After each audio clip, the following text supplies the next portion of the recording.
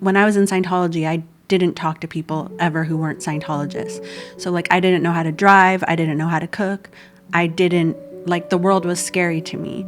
So that would have felt like it wasn't like a funny thing for entertainment for me. It was actually scary. I feel like we're worse than psychiatrists at this point. Like, it doesn't matter if you were born there, you grew up there your whole life. If you leave and talk badly about it, like, there's nobody worse than you. It's not the human trafficking. It's not the beating people up. It's the bank fraud and the loan fraud and the credit card fraud. It was just like mayhem. Like, people were like screaming at each other. Like, I remember this one senior executive gal, Jenny DeVock, was like ripped my dad's like military bars off his shirt. And it was just like, everything was just crazy. Give us a brief overview of what is Scientology. You want me to take it? Yeah. Okay, so I like to answer this question the way a former Scientologist would answer it, and then give the absolute most fair attempt at how a Scientologist would answer it. Okay. So as a former Scientologist, Scientology is a multi-billion-dollar international family-destroying human trafficking cult. Okay. But a Scientologist would say, and I'm going to throw out some things here, and please, like, challenge me on what a Scientologist would think this means. Okay. Because as a staunch defender of Scientology, I'll be sure to provide as much pushback as I can, all right? well, they would go, it's an applied religious philosophy. Okay. And you go, what the hell does that mean? So, because Scientologists do not believe in a heaven or a hell or a God or any of the traditional concepts of the world's mainstream religions. But they do believe in the immortal spirit. But a spirit, the way they would describe it is like, you're looking at me, but it's not your eyes looking at me. It's you as a spirit, and you just happen to be located directly behind your eyes right now. And they say the spirit is immortal. It's about 60-something trillion years old. They don't even try to explain where did all these spirits come from. He just kind of casually explains it in a way that's kind of like the spiritual Big Bang. One day we all decided to be, and that was it. It doesn't have to get any deeper than that. So they believe in the immortal spiritual being, and that being is natively godlike in its power, like truly godlike, creating and destroying universes by thinking about it, like it exists completely independently of the physical universe, right?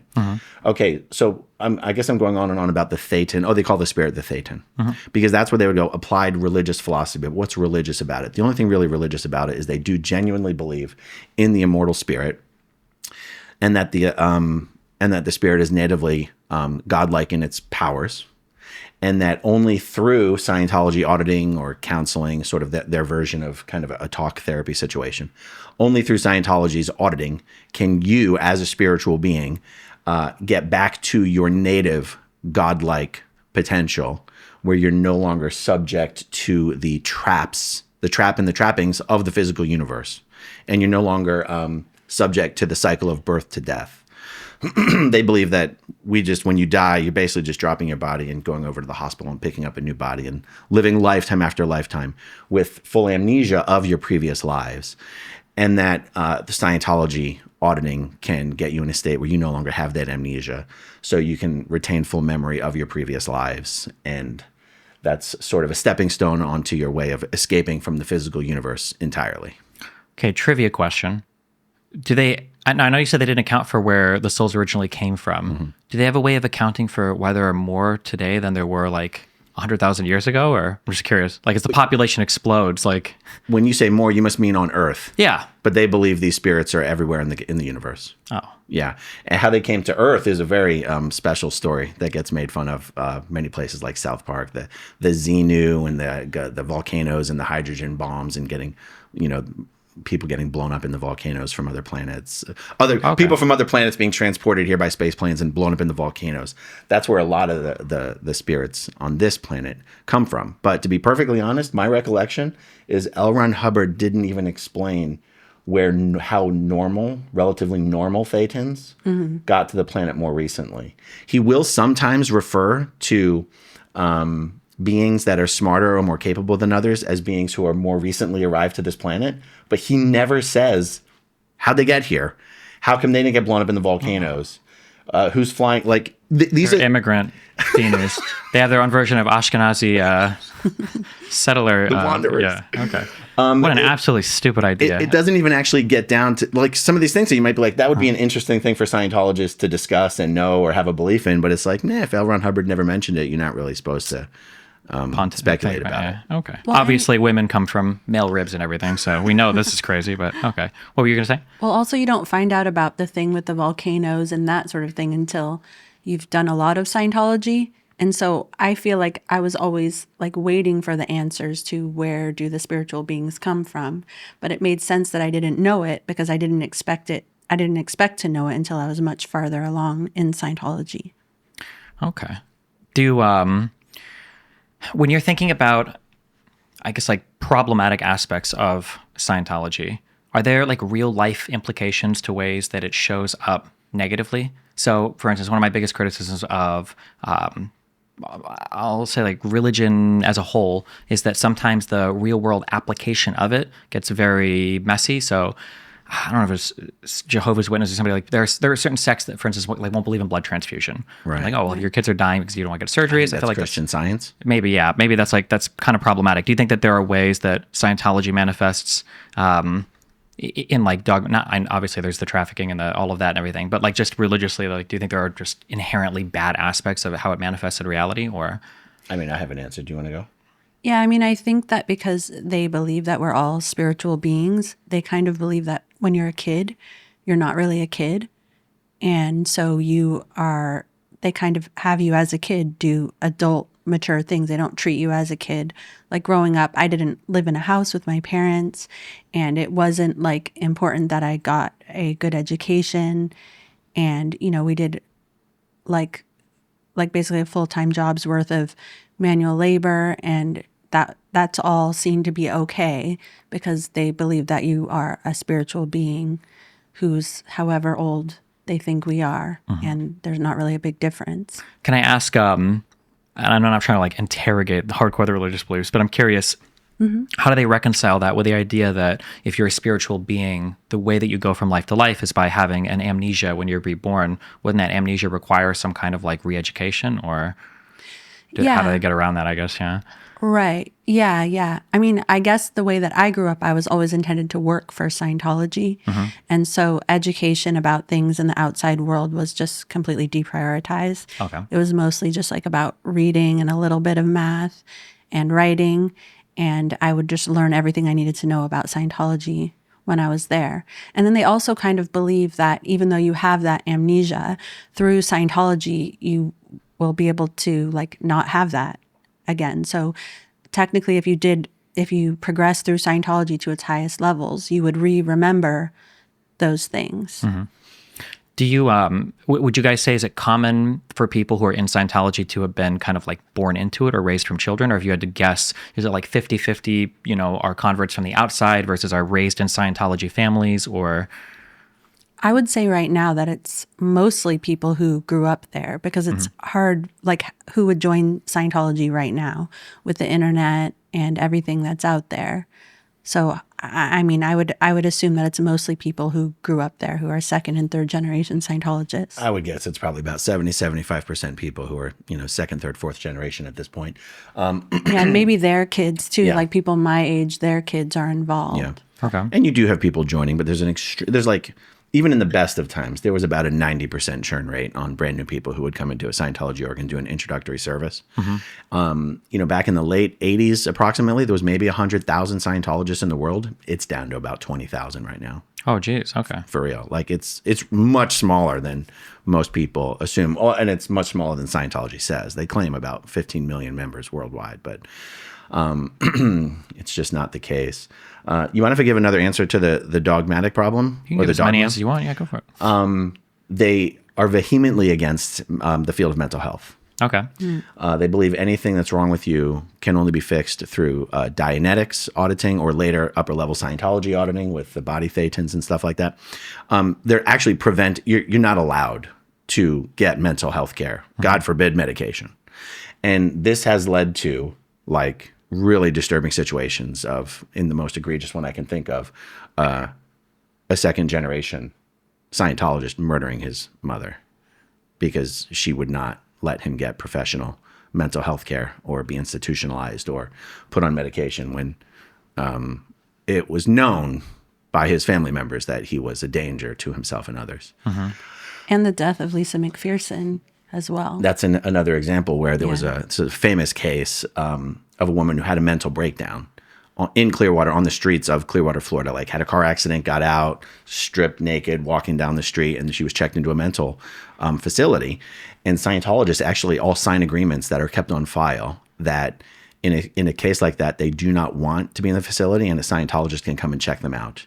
So she was checked out, and she was put under isolation and watch in the Fort Harrison Hotel until she died of dehydration and malnourishment and everything, like literally.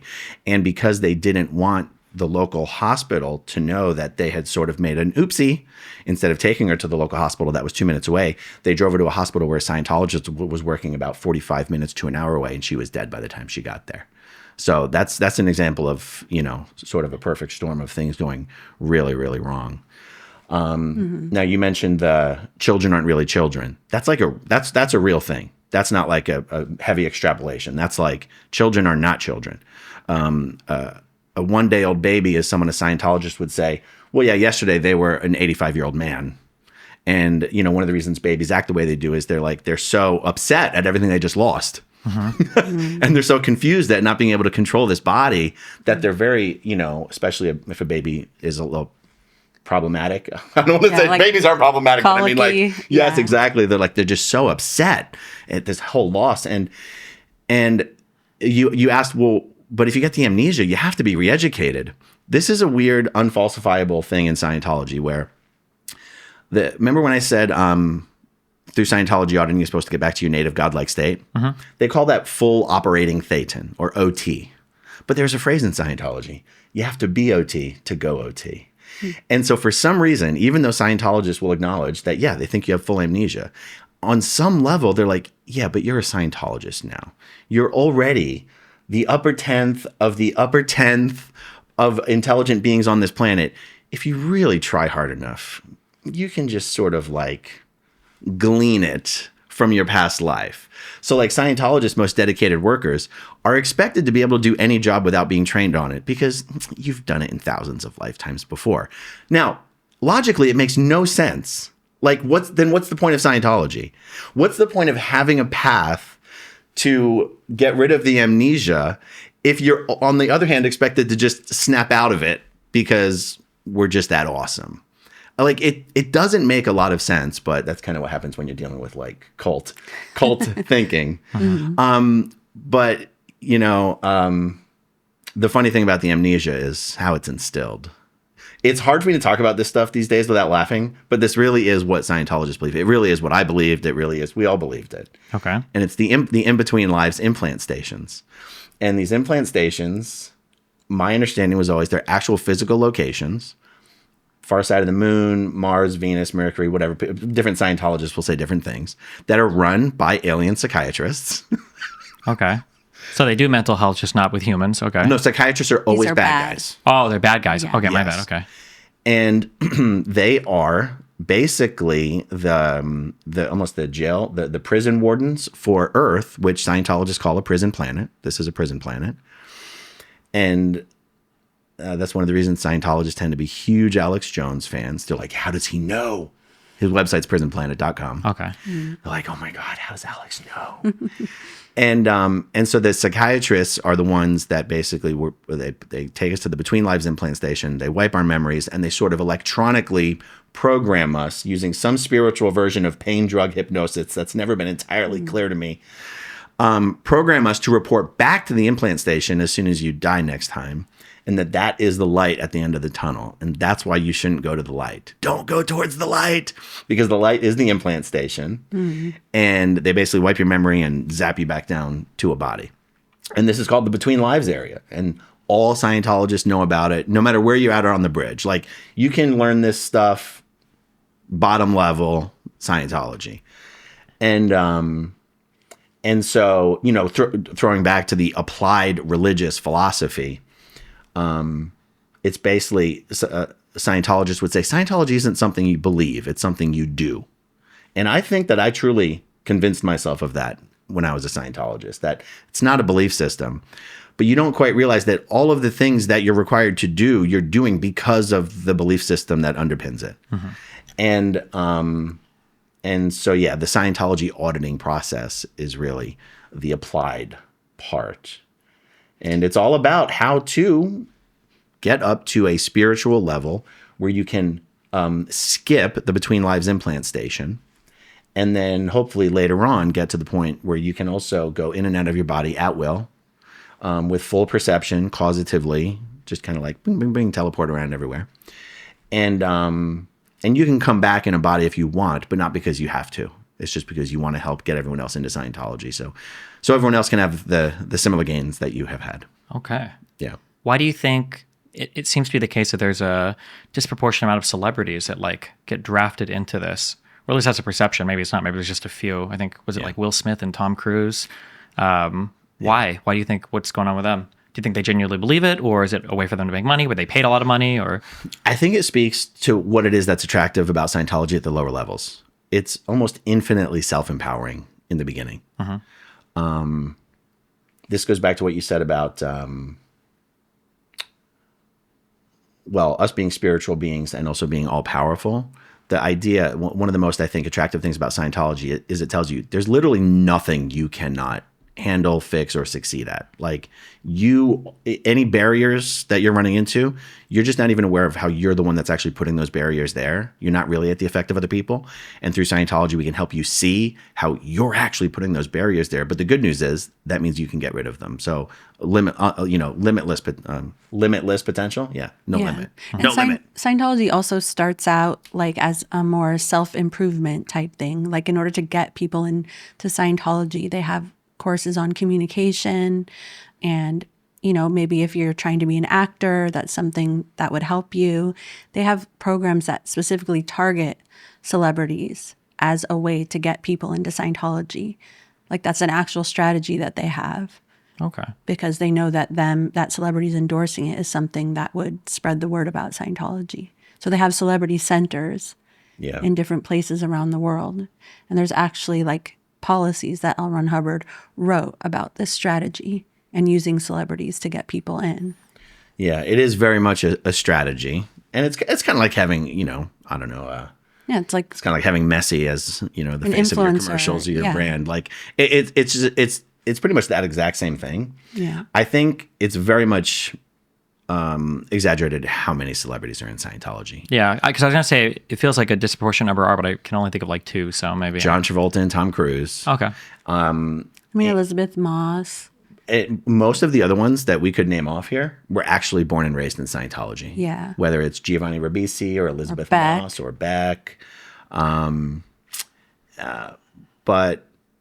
Juliette Lewis. One of the other attractive things, I think, other than just being self-helpy in general, is that, to celebrities and in Hollywood, it's such a parasitic situation where when you have someone who is succeeding, first of all, you've got that dynamic of the envy and the jealousy and people trying to, take down people they're jealous of. You also have people who try to ride on the coattails of people who are succeeding. And I'm sure that dynamic plays out in Hollywood just like it would in Nashville for the country music scene or wherever else. And Scientology sort of offers solutions or, pretends to offer solutions to those people in a way that might be unique to what those people have experienced or encountered in the past or have been offered to those people in the past. Why, with these like recruitment strategies and everything, why have they been so unsuccessful, you think, over the past several years? Their numbers seem to be dwindling, if I'm to believe. It's the internet. Yeah. Yeah. I think it's the internet. So the upper levels of Scientology are strictly confidential. It's hard to overstate quite how confidential. So, I was in Scientology for 34 years. I never even heard the word Xenu or body thetans until I got out of Scientology. Yeah, Scientology has a chart that where you start at the bottom and you ascend it. Basically, he referred to it earlier as the bridge, and you can't skip. You actually believe that if you skip too far ahead and if you learn this stuff about Xenu, that you'll die. Okay. Or you'll go crazy or something. So you're actually terrified to learn it before your time. So you have to do each step in order, and you're incentivized to because, you don't want to die or have your mind blown. Okay. So the that internet sort of keeps you though on the hook. Maybe you're all these questions that you should be asking, you're like, okay, I just don't know that yet because that's next. So like, if you want to know where all spirits came from, you're like, okay, yeah, that's a very logical question and that's pretty important. But you're like, but I'm not to the level yet where I would learn that. So whereas in the past, so so my experience of never even having heard those words. Oh, because we never did the upper confidential levels when we were in Scientology. Well, clearly, if you'd gotten that far, you wouldn't be an ex-Scientologist. You'd know the truth. But... No, you'd be surprised. A lot of people go up to the highest levels and still leave. Oh, okay. But it's actually pretty common for people who work full-time for Scientology to prioritize the working and helping other people get up the bridge and make almost no progress up the bridge themselves. I mean, that was your experience, right? Yeah, definitely. Yeah. And what about, did you ever, and she worked at some of the higher levels in the Sea Org than I ever did. We didn't even talk about the Sea Org, but did you ever hear the words Xenu or Body Thetan? No, never ever. I mean, I learned about that like maybe a year after I left on South Park. And when you saw it on South Park, did you assume that they must have it wrong? Well, even though I had left Scientology and I did not believe in it anymore, I was still afraid to watch it. So I tested it on my ex-husband. Yeah, I didn't watch it first. Oh, this reminds me. This is like, have you ever heard of fan death in Korea? No. It's a really, I think it persists to this day. But in South Korea, there was this common fear that if you fell asleep in a room with a fan on, it would like suck all the oxygen up or move it up. And even though people are like, nah, there are still people like, if you try to go to sleep with a fan on, like somebody will get up and like, well, let's just shut this off. So you were the, yeah, okay. You're like, why don't you go? Yeah, okay. Yeah, totally. Yeah. So when I watched it, I was kind of like, wow, that's not what I was expecting. It just sounded like a comic book to me that dudes would find interesting. And it sounded like really boring and weird. Yeah. If you don't mind me asking, how old were both of you when you guys kind of got out of? I was 21. Okay. And so that's when you left the Sea Org.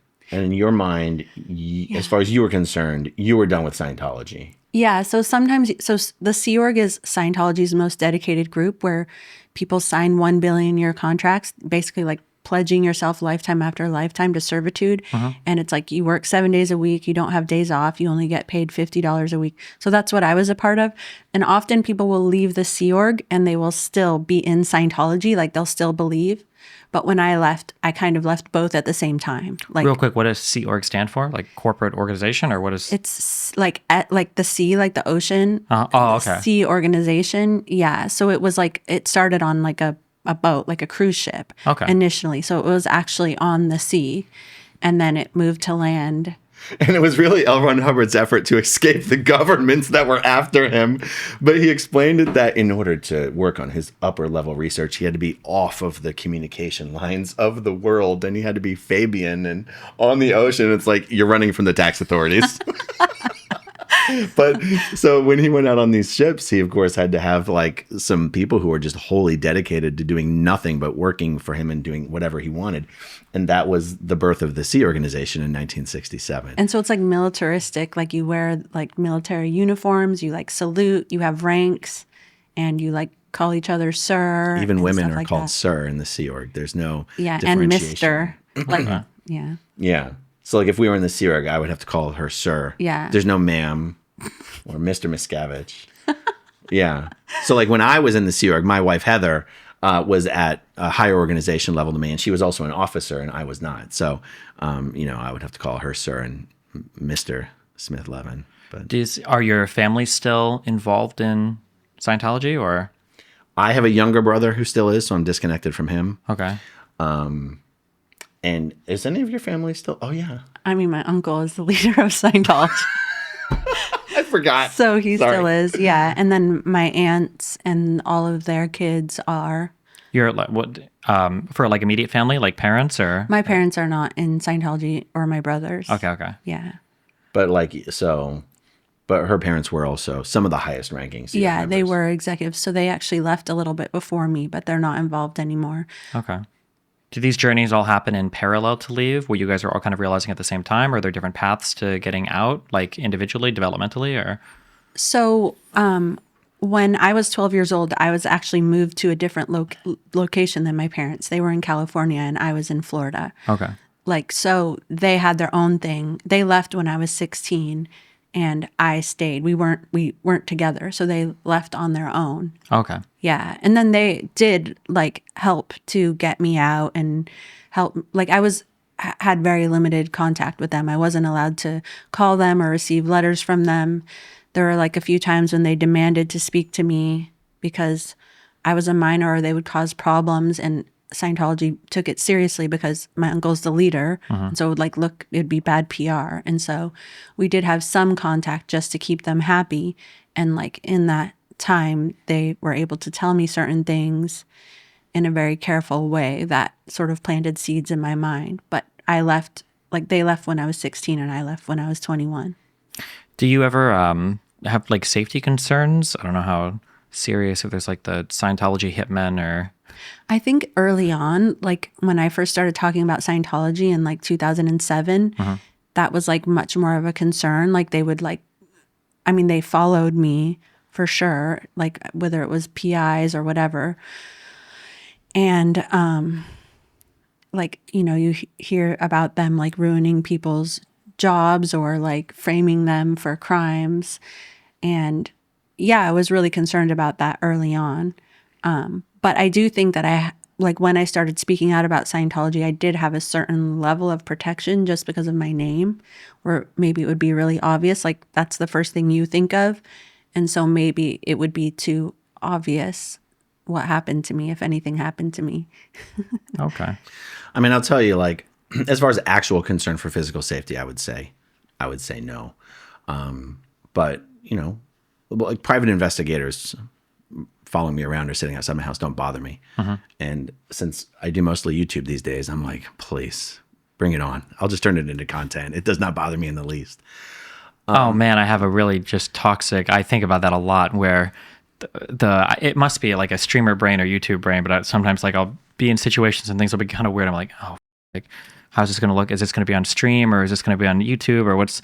I remember, not to get too far into politics or whatever, but I had a lot of scuffles with conservatives this year, and I obviously irritated a large amount of the audience, and I ended up getting, I think, swatted a few months ago. And all I could think about when the cops were calling me out of my apartment is like, if I get shot and killed here, there are going to be so many people online that are like, I'm so happy to watch this video, and I'm like, these motherfuckers better not shoot me, I swear to God. Wow. But yeah, that's like they're going through my mind. And then I also have like, I'm sorry, now I'm getting a psychotic behavior. There are times when I'm making decisions, and in order to evaluate if I'm making a good or bad decision, I'm trying to think like, if all of this blows up, what is it going to be like explaining this to my chat? Because I'm going to feel like a fucking idiot saying like, okay guys, well, I didn't think that this investment or whatever, like if I would feel real dumb, I should just not do this thing, right? And I think that sometimes, but it's funny you mentioned the YouTube stuff. Well, it is. I mean, one time when I finally found out that, you know, my neighbors finally contacted me and they're like, this guy's been watching you and he's harassing the other neighbors. And I'm like, well, how long has this been going on for? And they're like, months. I was like, how come you didn't tell me? And they're like, oh, we just figured you already knew. And I was like, oh, I just think of all the missed opportunities of ambushing this guy live on stream. And so when I finally, they're like, okay, he's out there right now. I did. I got my phone out and I ambushed his ass and ran right up to his car, knocked on his windows. He had an earpiece in and everything. And I busted him. The whole thing lasted like 40 seconds. But I was like, oh yes, please keep sending the PIs. Please keep sending the PIs.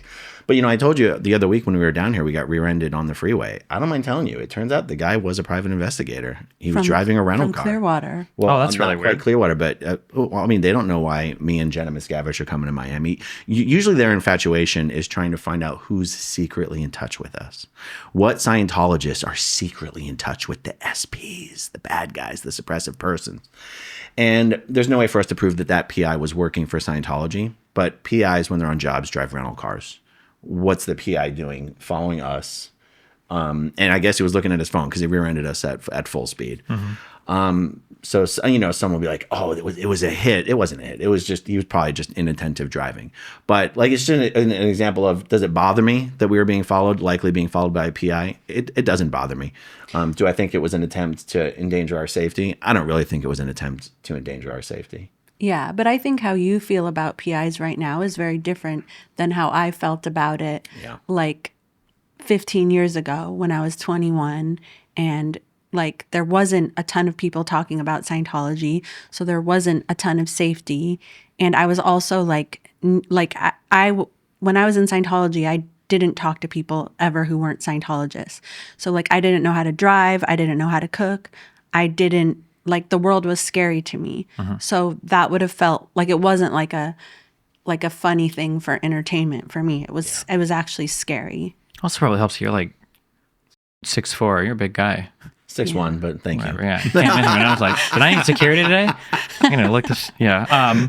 What, do you think they try to get away from the Scientology branding? Because I don't even know how, but somehow I had heard or I knew that Dianetics was related to Scientology. When I was walking through the mall in Glendale, I think, they had the hand things and the machine, and it was, they had, do you know, what is the book called? I think it's just called Dianetics. And they never said the word Scientology. And I didn't know if that was like intentional to not scare people up. Yeah. Yeah. It is. It's actually, there's a lot of policies written on that. In fact, churches of Scientology are supposed to have two separate entrances to the building. One is supposed to be the Dianetics entrance. The other is supposed to be Scientology. And that's because Dianetics is called Dianetics, the modern science of mental health. Okay. It's easier to market a science than it is to market a religion. And now that Scientology, has full-blown religious tax exemption, they can't soft pedal the religion angle. They have to lean into, we're a religion. They have to lean into that. I remember you, I think you mentioned on Lex that this came up as a result of kind of like tax classification, that they were saying, I think you mentioned that they said that, you can be another religion if you want and be a Scientologist. And then the government was like, okay, well, you're not going to get your religious tax exemption status if that's the case. And they were That's like, okay, right. yeah, okay. That's right. Because that's one of Scientology's marketing gimmicks is they send their celebrities out there to be like, oh no, I'm also a Christian or I'm a Buddhist. And all the Scientologists are like, you'd actually get in big trouble for that. But most people in the public don't understand what the rules are in Scientology, and they try to make it that goes back to it's not a belief system. It's something you do. You don't have to, if you're an Orthodox Christian or Jew, you don't have, or even Muslim, like these days, the Nation of Islam has a partnership with Scientology. I know that's not real Islam. It's Louis Farrakhan brand Islam, but still, they're like, you don't have to give up any of your religious beliefs because Scientology doesn't require you to believe anything. It's just something you do. And so they tried to pull that with because that is their marketing gimmick. I mean, I know I said they have to lean into the religion angle these days, but that's one of the ways they do it is they're like, yeah, but it's not a belief system. So I'm sorry. But so in the IRS, they did try to say that same thing of like, well, you can be a Scientologist in any other faith because they assumed the IRS would be like, how tolerant of you. Sure. But instead the IRS was like, that's not how religions work, sweetie. Scientology has like many front groups as well, ways that they like sneak into the world where people don't actually know it's Scientology. Like they have Narcanon, which is like a drug addiction program. And it never says that it's Scientology, but it's based completely on Scientology. Or Criminon, where they go into prisons and help to reform people using Scientology technology. Or even businesses, like they have what's called Wise Enterprises, where people use Scientology organizational technology, but they never say that it's Scientology. They know that they would get in trouble for enforcing religion in the workplace. So they have, or they even have like human rights organizations that are just sort of fronts for Scientology and are really actually against psychiatry. This is a lot of work for an organization that has 20,000 members. Seems like something's not working here. Well, check it out. I mean, they even have literacy programs that like. They pay lip service to these programs, by the way. Sure. They're not heavily manned or heavily funded. Sure. But you also have, she mentioned, the Sea Organization. That's about 4,000 to 6,000 people who are working 120 hours a week for no money. So, $50 a. That's optional. You don't always get that $50. Yeah, there's always half pay, there's revenue, and then half of half pay. Yeah, I almost never got the full $50. You're not, because it's not pay. It's just an allowance. They can cut it. Yeah. And I mean, I would say over half the time I was in the Sea Org, we didn't get paid. But my point is when they have tax exemption, and also because of the tax exemption, they don't pay property taxes on their buildings, even these massive buildings. So the operational expenses of the Church of Scientology is water and electric. And insurance, water, electric, and insurance. And your mortgage, right? No, they don't have mortgages. All these buildings are owned outright. Oh, okay. Yeah. That's nice. And so when you have a workforce that dedicated and that big who can potentially work for free, you have a lot of resources to throw around, especially when a lot of these resources for what they call the social betterment activities or the front groups, total lip service. Total lip service. Most of it is done so that they can do press releases. Most of it is done so that when they're, facing a hostile reporter, they can just talk about all their human rights initiatives and their anti-drug initiatives and their criminal reform initiatives. When the truth is, Scientologists know the only thing Scientologists care about is mainline Scientology. Everything else is just for PR. Do you ever watch horror movies? I don't love them, but I've seen them. Do you know who Freddy Krueger is? Yeah. Yes. There was I think it was Nightmare on Elm Street 4. I think it was the Dream Warriors, where the kids like practice being like superheroes in their minds so they could fight in their dreams to fight against Freddy Krueger. Sounds amazing. They should have trained you guys to fight against the alien psychiatrists. Because then for some people, they could run towards the light because they would kill the dudes on Mars. That thought popped in my head for the Dream Warrior stuff. Forgot I said that. Okay, we'll cut that out. I'm just kidding. I'm going to have a dream about that tonight. When you guys are ex-members, I imagine Scientologists, I guess they can either see you as like, we have to bring them back, or these are the biggest threats and these are persona non gratas. What is it, the latter? Definitely. It's the latter. It's the latter? Extremely, yes. Yeah. We're like, I feel like we're worse than psychiatrists at this point. Like you're not, like it doesn't matter if you were born there, you grew up there your whole life. If you leave and talk badly about it, like there's nobody worse than you. Okay. I love using the Matrix analogy. I'm sure you're familiar with the movie. Matrix? Yeah.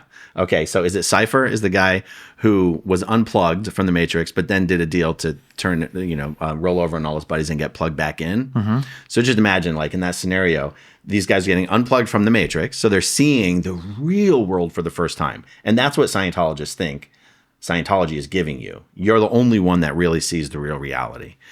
And so someone like us, we'd be like Cypher, where we already know, a Scientologist would say, we already know the true spiritual freedom that only Scientology can bring. Not only have we rebuked that, but we are making it harder. We're preventing other people from getting it. Are SPs part of the immortal spirits? Or are you guys like something different? Everyone an immortal spirit. Yeah. Everyone's an immortal spirit. Okay. Yeah. So why are some of you guys, you said SP earlier, suppressive persons. Mm-hmm. What's their idea for where that comes from? It's 2.5% of people on the planet are truly dangerous SPs. Yeah. And other people who do bad things are just like, because the suppressive people are suppressing them. Okay. You want me to give the technical explanation in Scientology for what makes a suppressive person as opposed to a thing that's not a suppressive person? Sure. Here's how L. Ron Hubbard explained it.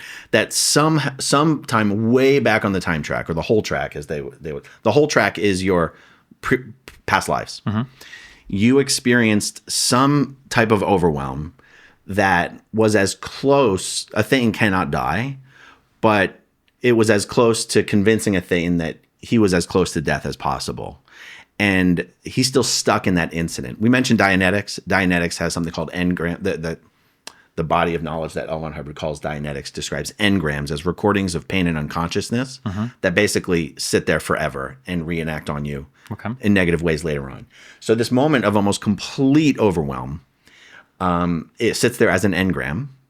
And the way that manifests in present time is that the person, the SP, let's just say me the SP, I'm here in present time, but not really. I'm stuck back in that incident on the whole track. And everyone in my environment, I'm equating with the beings or personalities in that incident that basically almost completely destroyed me. And so I see everyone in my environment as a threat to my very survival. So I am motivated by a desire to prevent anyone in my environment from getting any better or stronger, for fear that if they did, they would try to destroy me. Can SPs be saved? Yes, but L. Ron Hubbard said, we have the technology to save SPs, but since they're making our job so hard, fuck them. We'll get to them after we finish everyone else. Okay. And now, don't ask me what that procedure is supposed to be to fix SPs, because he doesn't get into that. Sure. Okay, so SPs, we'll get to you guys later. But there's a lot of like built-in beliefs in Scientology that that if anytime you leave, like they pre-train you that the only people who would leave and talk bad about Scientology, they're doing it because they did something bad to Scientology. And in order to make less of that thing or to feel better about themselves, they have to make less of Scientology. And everybody knows that if you leave, it's because you've done terrible things, because you're a criminal. And so it's just pre-built in. So if you leave, they know you're a piece of shit. Basically. It reminds me of was it early settlers? I don't know if it was Calvinism, believes in something called predestination. And the idea was you're not saved through good acts, and you're not like nothing that you do on earth can ever lose you the ability to go to heaven. It's all like predetermined at birth. And the idea, like if obviously you're in grade school, you're like, oh, well, wouldn't these people just go around doing horrible things then if they know they're going to heaven or they're not anyway? And I think the response I remember getting back from my teacher, and I'm specifying that I learned this in grade school because maybe it's all bullshit, like about 40% of what I learned in grade school, but the response back was like, sure, but they knew back then that if you were somebody that was going around doing bad things, it's because you were predestined for hell. So obviously everybody's trying to be as good as possible because they wanted to believe that they were part of the people that were predestined for heaven. So, yeah. That's how they get you. Yeah. When you look at people who are stuck in it still, and then you look at where you are now. Actually, wait, back up real quick. What was the journey out? Like, what were the moments that were like, okay. You go first. I mean, I think a big part of it was like sort of coming of age. Like, I think as a kid, I didn't know anything else. And so I believed everything that my parents told me, and I would take everything on good faith. But I think that as I got older and the more things that happened to me, because in the end I believed in Scientology because I believed that we were helping people. I believed that we were saving people.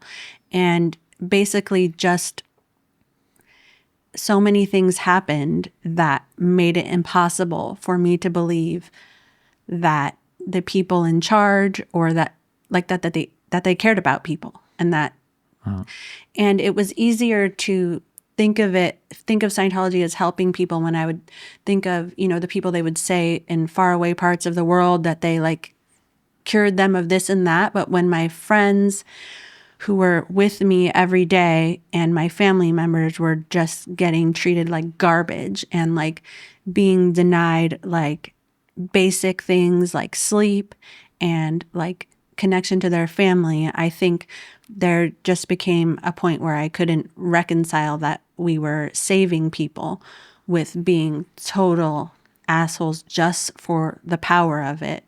Can I ask, because your uncle has such a prominent position, or maybe he didn't back then, was there no special care given to make sure that you wouldn't stray? Because it seems like, not to discredit or devalue your journey, but if somebody was going to leave any type of religious cult or anything, like late teens, early 20s is about the time that it would happen. Was there like special care given to prevent that from happening to you, or were you just treated like every other member, or?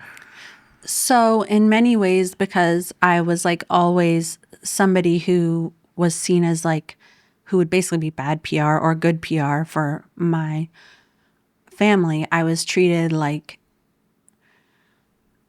worse because I was constantly being interrogated and I was constantly like seen as a threat. And so like I was just like constantly being watched, and I think that I got the worst of it in that way because when my parents left, I was also a threat in many ways. They saw my connection to them as something that could be dangerous for Scientology should they ever speak out.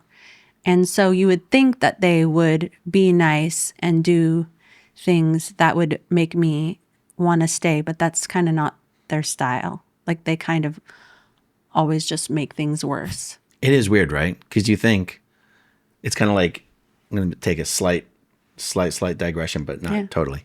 One of the things in the media is, where's Shelley Miscavige? She's been missing for like 16 years, and that's her aunt.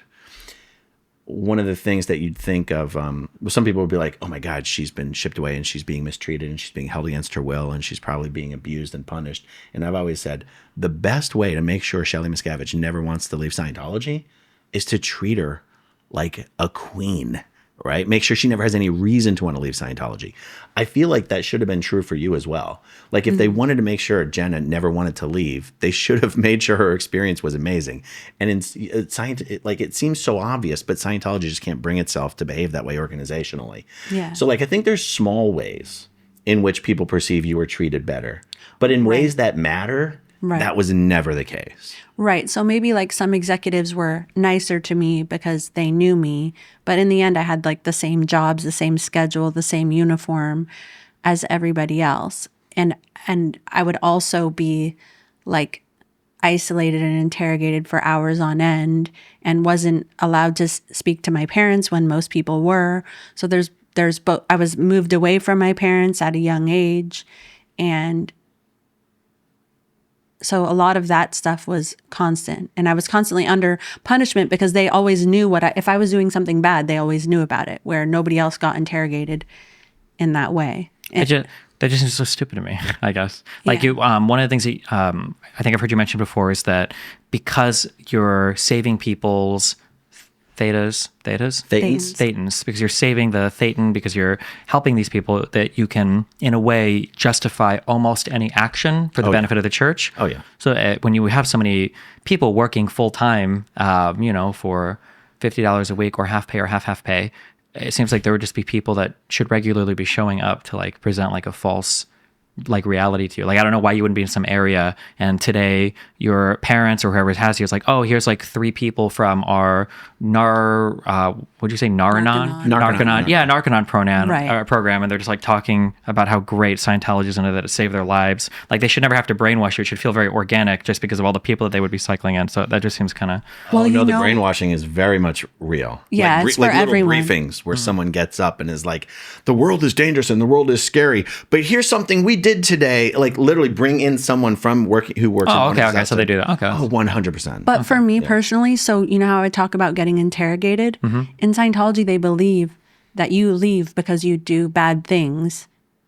And so by them interrogating me, they believe that they are protecting me against leaving. Okay. Yeah. So in some ways, that's why they were doing it.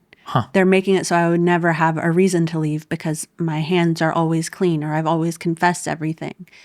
But without realizing that that's the type of thing that would make me want to leave. Are the people at the highest levels, or like your uncle, are they able to make any changes or to like how the religion functions, or is it pretty set in stone? I have different opinions on this than a lot of people. How do you feel about it? I mean, I feel like in the end he can make changes and that he just has to sort of fudge it in a way where he can say that L. Ron Hubbard's original policies meant this, because he does that all the time with Scientology. He's like, oh, we found an earlier text where L. Ron Hubbard actually said this opposite thing. So he's kind of doing that all the time. So he could do that with anything he wanted to. And to be honest, I would have completely believed it as a Scientologist. Okay. Yeah, not only can he change anything, he has changed pretty much everything.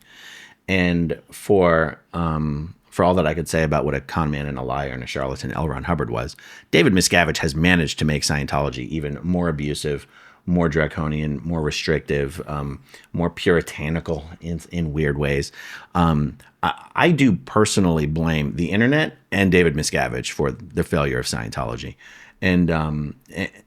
And thank God he's not able to actually admit he could ever do anything wrong, because I think theoretically it might be possible to like reverse the downward spiral of Scientology if it had someone at the helm who wasn't this crazy, had become this crazed dictator. I believe whatever's wrong with him has gotten more wrong over time. I don't think he was just always this way. But so not only can he change Scientology, he actually has changed almost every part of Scientology in meaningful ways. And yeah, he usually has to do it by claiming, now I'm only carrying out L. Ron Hubbard's true wishes. How old were you when you got out?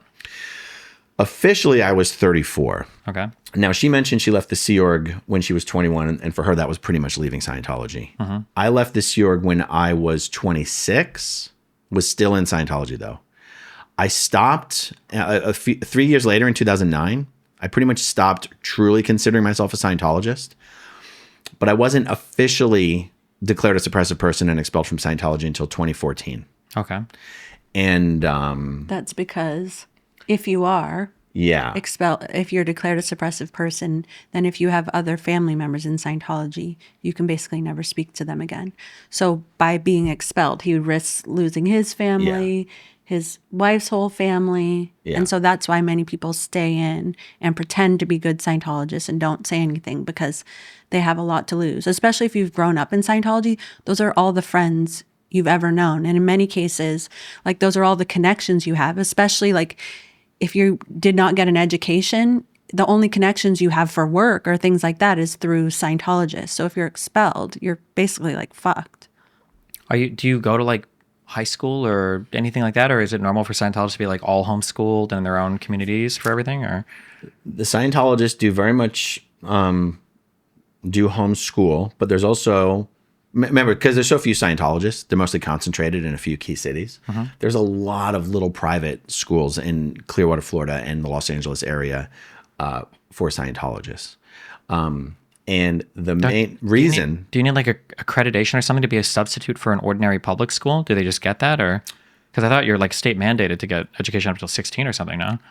So no. So these little private schools that I mean, they'll usually go through 12. K through 12. Okay. But like, so because I was in the C organization, I was in a, like, there are other Scientology schools Yeah, we that didn't get go to regular. school. Yeah, there's other Scientology schools that are like actual schools. But because I was in the C organization, what I was at, like the boarding school that I went to, basically they can do whatever they want. Like there's no rules that for a religious private school that say you have to teach these subjects for this amount of time. Yeah. Anything you do, including learning Scientology, falls under the criteria of education. And so like when I moved to Florida when I was 12, I only went to school 1 day a week and there weren't grades. It was kids of all ages in one room. There wasn't a teacher teaching the class. We just all had our own lists of things to learn. And all of the rest of the Scientology training I did throughout the week was all counted as school. Yeah. So when you both said you didn't go to school, so neither of you went to traditional K through 12, or? I went to public school until the 6th grade, and that was it. I never got a GED. I never graduated. I never went to high school or anything. She never even went to a real school. Yeah, and I mean, I'm learning about school through my kids. Okay. At this point.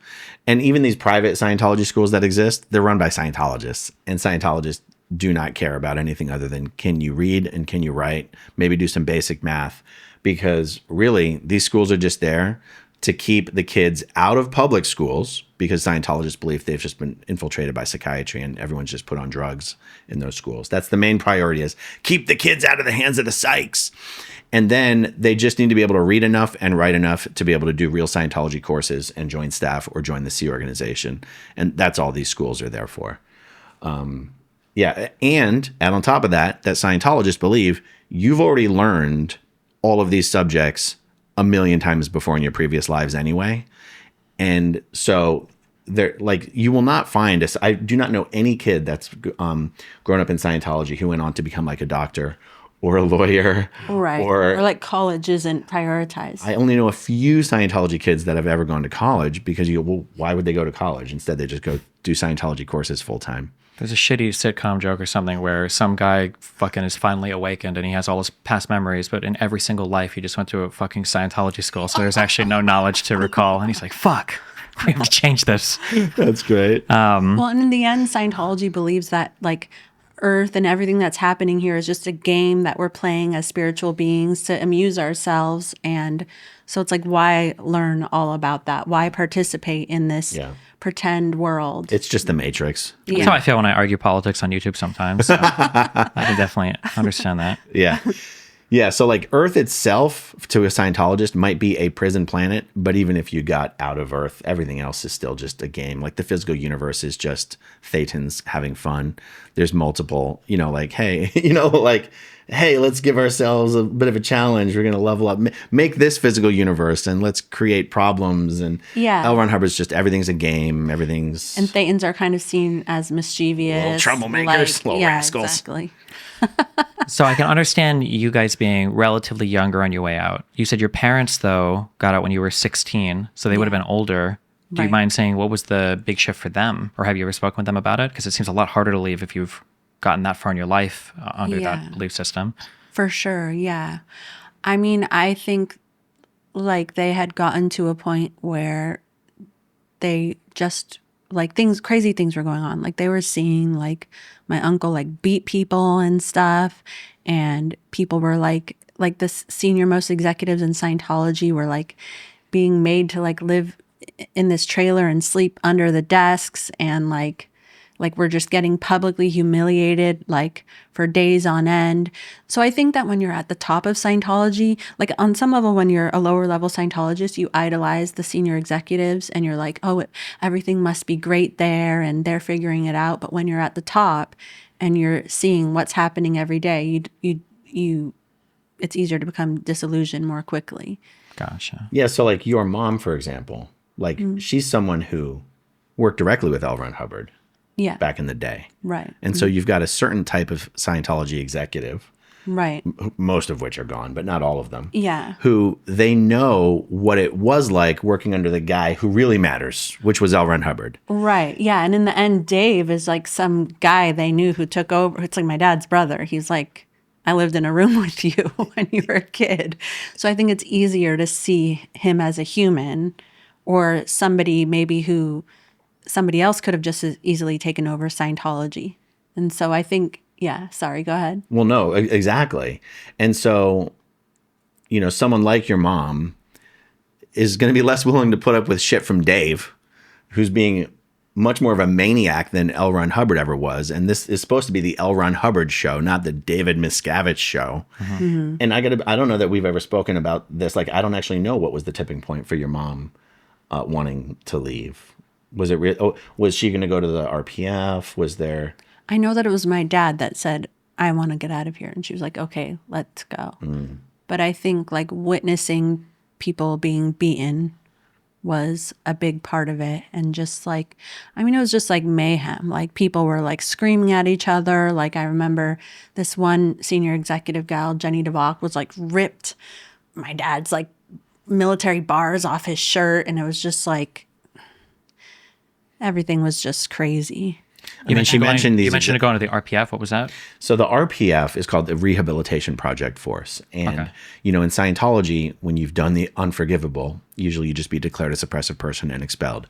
But for a Sea Org member, if they consider you've done the unforgivable for a long time, long time, you had the option of being expelled or doing the RPF, which really is as close to a North Korean style labor and, you know, a brainwashing reconditioning camp that you could ever approach in modern day United States, where for years and years and years on end, it's 5 hours of manual labor, 5 hours of interrogations and auditing, 365 separation from your spouse, no days off. You wear all black. You have to run everywhere. Speak only if spoken to. Because you're considered not even a Sea Org member. You're considered lucky to even be here in any way, shape, or form. You'd have people on the RPF for 10 years, 3 years, 4 years, 5 years, 6 years. And your mom actually did the RPF at one point. Did it take her 2 or 3 years? Did she actually get reprieved? She never finished the whole thing, or what? She did it quickly because I think that they knew that she would kind of revolt if she was on it for a really long time. But yeah, she did do it very shortly before she left. I think that she was disillusioned for a long time, but I think my dad wanting to leave and being separated from me for so long and then seeing people being beaten just became the last straw for her. Uh-huh. Yeah, that type of violence is not something that, to my understanding, occurred under L. Ron Hubbard. Like you'll hear the people who worked with him closely, he had a huge temper.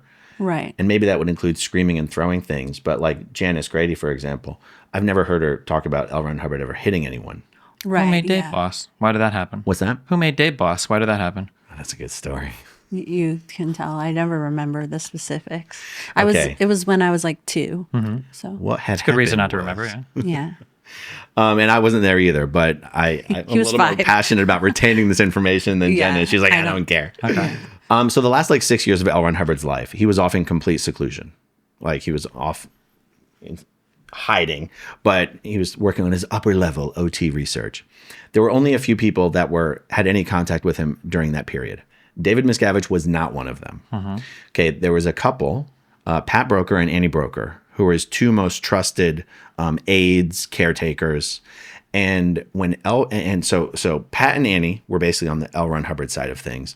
David Miscavige was, at the risk of oversimplifying it, pretty much handling the Scientology operations side of things, whereas Pat and Annie Broker were with L. Ron Hubbard. One of the things David Miscavige was supposed to be doing was getting rid of all of the legal threats against L. Ron Hubbard so that he could come out of hiding. And so his job wasn't to run Scientology, but because David Miscavige was sort of the point man to rendezvous with Pat Broker, like the only way information could get to L. Ron Hubbard was through David Miscavige and Pat Broker. So David Miscavige would be the courier of all the information, deliver it to Pat Broker. Pat Broker would bring it back to L. Ron Hubbard. When L. Ron Hubbard died, to the best of my understanding and the people who were intimately involved in all of this, it was Pat Broker and Annie Broker who were supposed to be in charge. Even if being in charge meant selecting the new echelons of executives. Scientology was never supposed to have a single leader after L. Ron Hubbard died. This is where things get fun. We haven't spoken a lot in this interview about the bridge, which is funny because we're talking about Scientology. But I mentioned it. I know, but we haven't spoken a lot about it.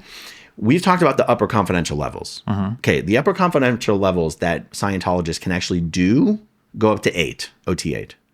But there's upper unreleased confidential levels that are supposed to go up to 15. Okay. Now, us being good little Scientology soldiers, we always knew that all the Scientologists that we knew who were OT8 weren't nothing special. Yeah. They're like, no, thank you. I don't want that. It was a little thing in the back of your mind. You're like, but my grandma is an OTA, but she's like, she doesn't have any special powers that I've seen. Sure. Like, yeah. But it was the belief in the upper unreleased OT levels. That's where the magic was. Okay. And they're marked on the bridge, even though they haven't. They're on the poster. Done them. They're there. Yeah. Okay. Scientologists are told that L. Ron Hubbard finished these up before he died, and they're just sitting in the vault waiting to be released as soon as we get our shit together and make Scientology big enough. Okay. So Pat claimed to have the upper unreleased OT levels. That's how Pat and Annie retained power for a couple years after L. Ron Hubbard died. David Miscavige sort of got sick of this being held over his head as some sort of leverage. One time, he orchestrated a raid on the ranch, or the warehouse on the ranch, where all these materials were held, literally saying the FBI's on their way. We've got to get the materials out, or the feds are going to have the OT levels. They showed up with trucks and shotguns and everything. They took every scrap of paper in every file that Pat Broker had, and they went through everything. Nothing there. No upper OT levels. This is, to my understanding, the first time David Miscavige was even finding out. Oh, shit. It was all a lie. And you have to wonder what changed in David Miscavige. I wonder what changed in David Miscavige's mind when he's now having to come to terms with the reality that, oh, my God, a whole big piece of this puzzle that I've always thought was there is not there. And what does that mean? Does that mean L. Ron Hubbard was lying about everything? How could he not start to wonder, if L. Ron Hubbard was lying about that, what else was he lying about? So this is how Miscavige was able to get rid of Pat and Annie Broker.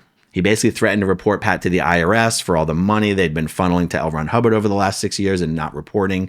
He was basically threatening to throw Pat to the wolves. And Pat is still alive to this day. I shouldn't say what state he lives in. I can tell you offline. He's alive to this day. He's never spoken out.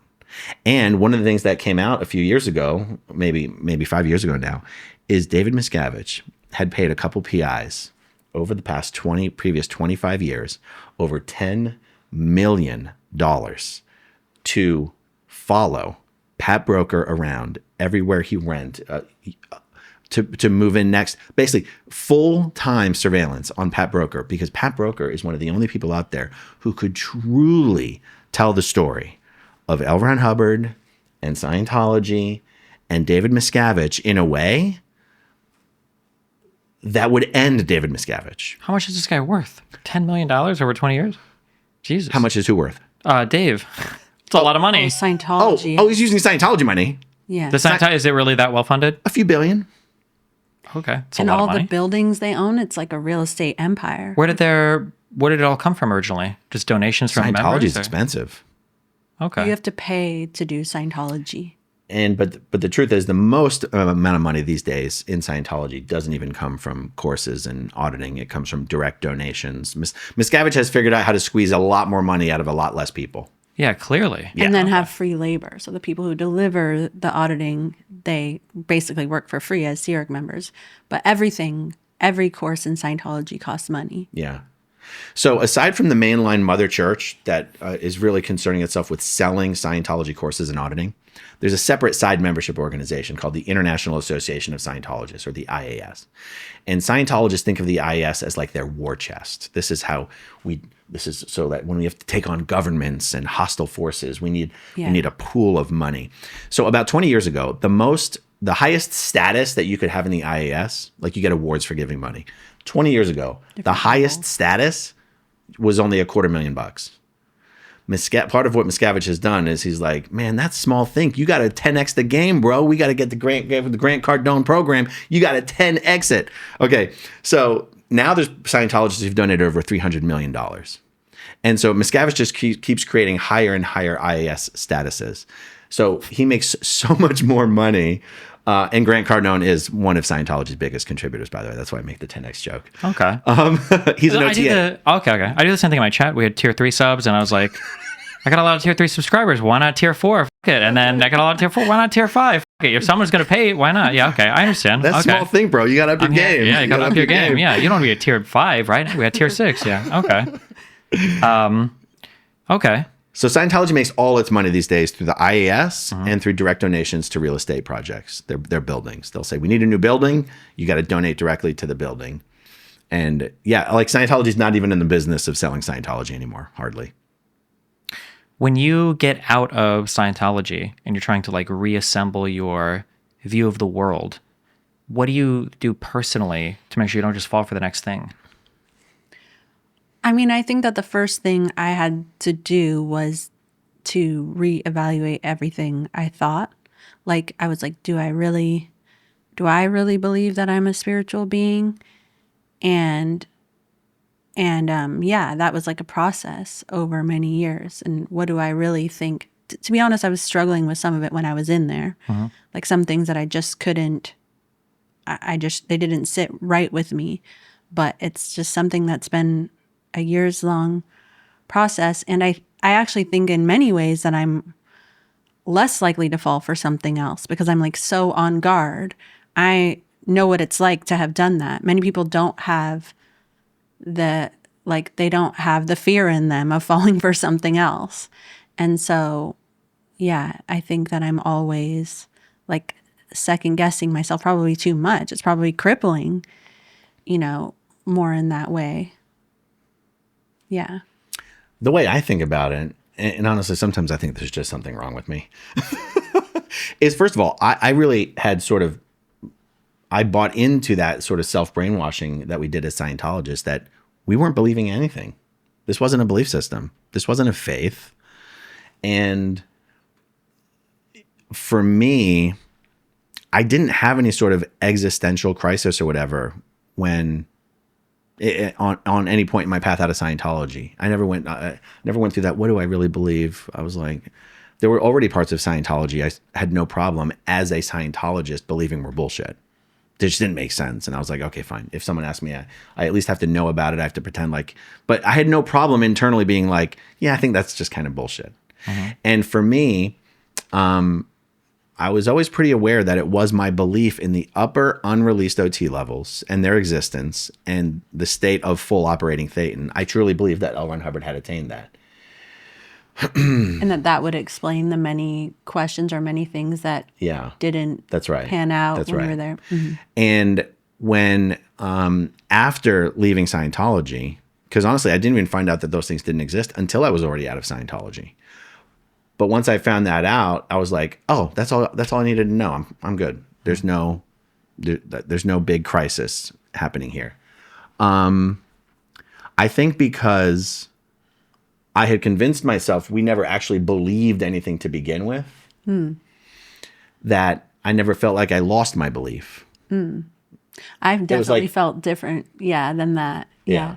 And I had like many crises going on at the same time, like sort of losing my beliefs and not knowing how to drive and having to get a job and having to talk to normal people who were sort of like muggles to me and just trying to be normal and like instantly having to make a living and stuff. Yeah. And so I think that maybe it would have been more existential if I didn't have all those things going on at once. Oh, and also losing everybody who I ever knew.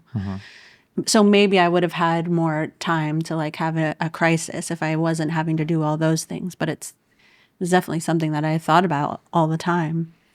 And I get Every emails night. from people going through that crisis all the time. Yeah. You know, people leaving Scientology, one of the biggest things that they struggle with is who in the hell can they talk to about any of this stuff? Because you can't talk to your Scientology friends or even your spouse. They'll write you up, they'll turn you in, they'll report you. Yeah. And the idea of talking to a former Scientologist who's a big bad SP is almost unthinkable. Even if you're starting to question Scientology yourself, you're like, yeah, I'm questioning it. But if I connect up to an SP, that's like the point of no return. Yeah. Right. So, I mean, but I still get emails of like, I don't know, I'm going through this. The people do go through a crisis.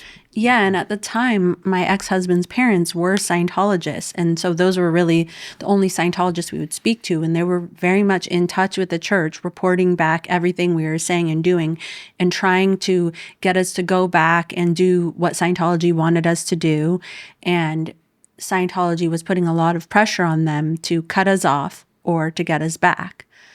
And those were sort of the only people who we would talk to about Scientology, although I did find that many of the new friends I was making, like when I would like explain to them how I grew up or what I was going through, like that they were very like in Scientology, I was used to just never being believed, and anything you say that's wrong or bad is just you complaining, and you're only doing it because you did something bad. You would only complain about something because you were bad.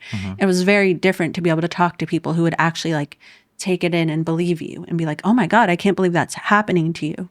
So on some level, that's more satisfying than talking to a Scientologist.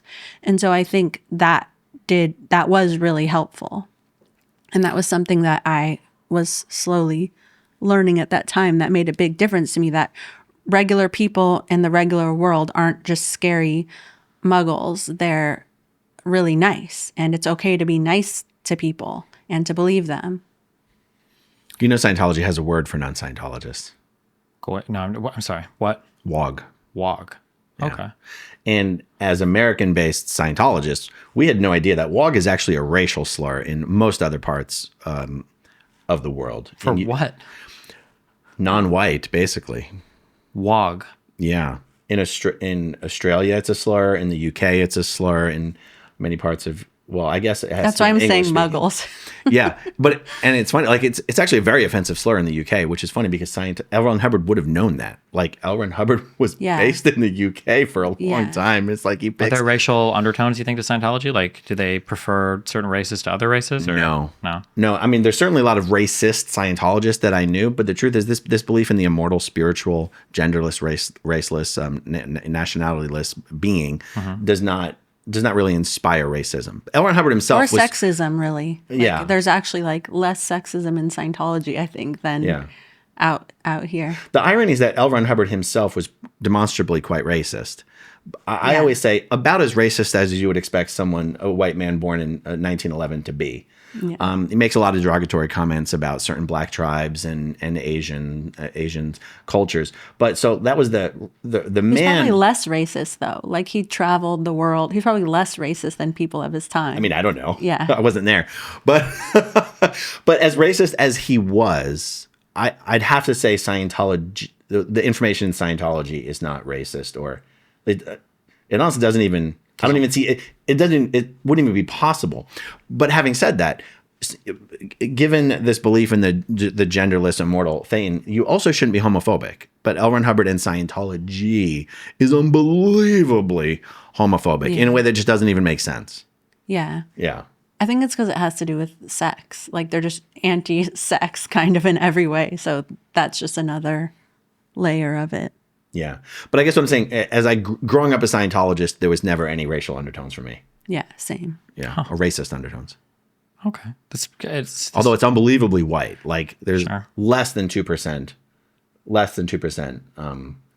Scientologists. Yeah, yeah. And I know that because I ran for Clearwater City Council and I got all the demographic info for everyone living in all the Scientology properties. Yeah. Yeah. In fact, Scientology, like a lot of people come together from different countries and train together. Like there was a lot of access to different cultures and people from different places. That was more so there than in the regular. I miss that. It is one of these things though, like people bring a lot to their belief system sometimes instead of taking it out of it. I knew a lot of racist Scientologists who didn't seem to think there was some dissonance between their racism and the Scientology belief system. Politically speaking, Republican Scientologists will be like, Scientology is completely in line with Republican values. And liberal Democrat Scientologists would tell you the exact same thing, just sort of cherry picking from what they feel is most important.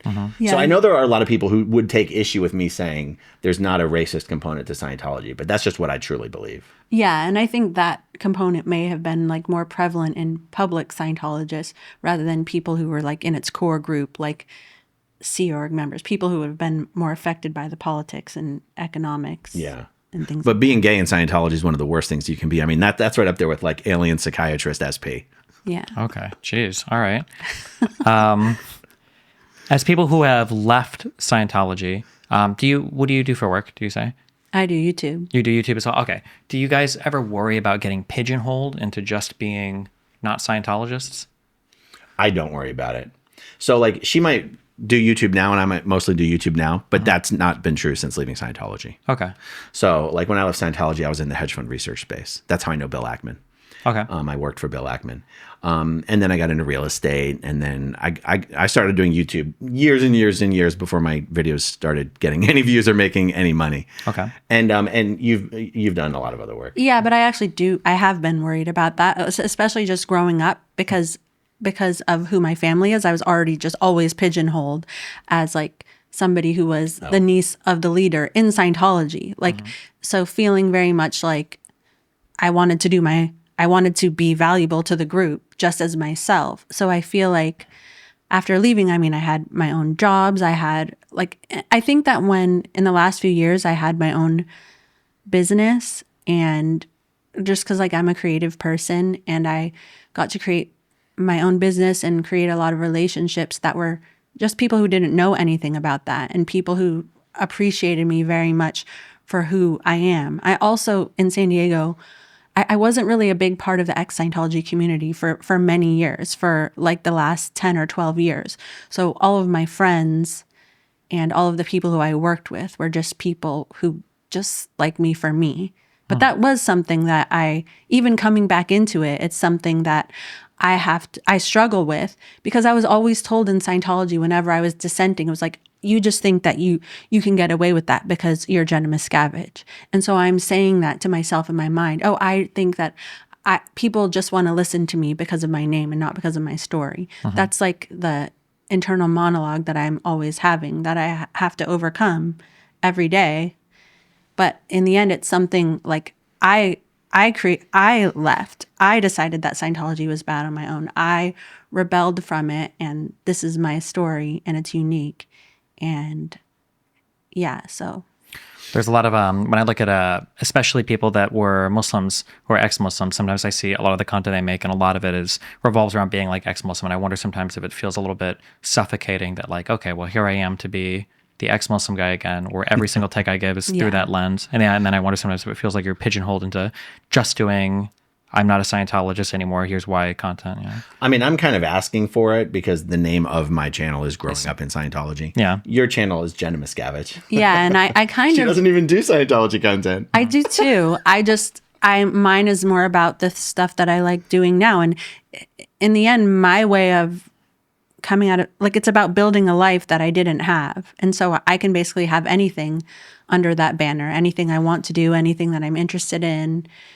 And so in the end, everything kind of is about that because it's learning about the world and learning who I am without having to like fall in line as a cult member.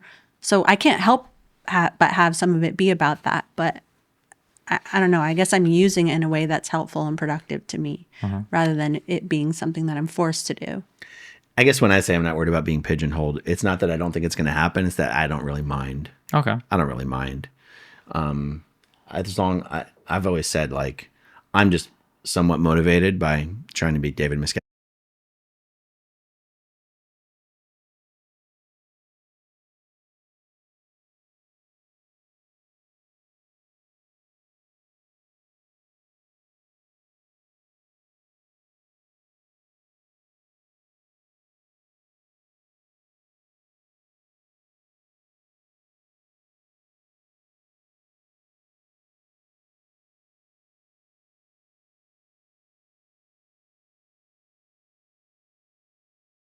just continuing on, even if the content doesn't get better or more interesting or anything, just continuing on should at least send the message of what can these people really do to you? Well, like, should you really be afraid to speak out? Should you really be afraid to leave?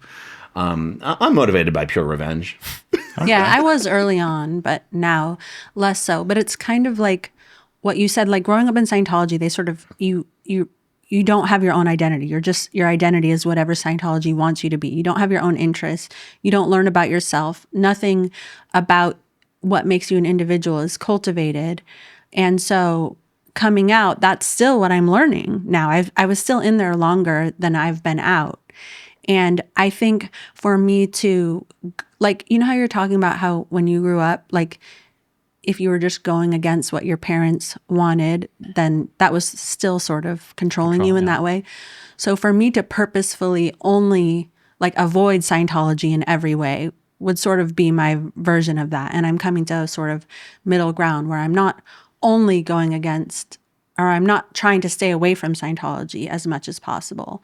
I'm sort of mixing in what is my past and not running away from it with who I actually am now. Have you mentioned being able to reference a state offline? Is there any desire from ex-Scientologists to find, was his name Patrick? Pat Broker. Pat Broker, yeah. Oh, to right. like find him and to bring him out and to have him do the... So I've never heard anyone express, okay, I have an interest in doing that. Yeah. And I know where he lives. Okay. And I've thought about making a road trip. Yeah. And I very much think about it. Oh, that sounds like it would be really good content. Yeah. Yeah. Are you both atheists now, or spiritual, or religious, or? Yeah, I think it's fair to say.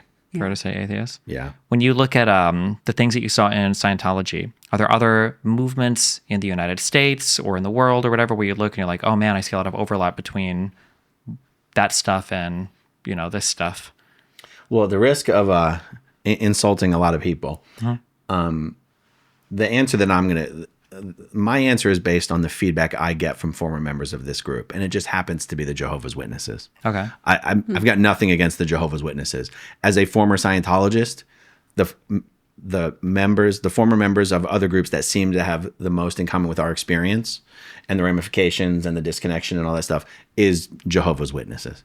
But I think L. Ron Hubbard thinks he was the Buddha or something. L. Ron Hubbard does say he was Buddha. He's the reincarnation of Buddha. And that was one of the things as a good little Scientologist. One day it dawned on me, if someone asked me, why do we think this man's words are so important? I don't even know what I would say.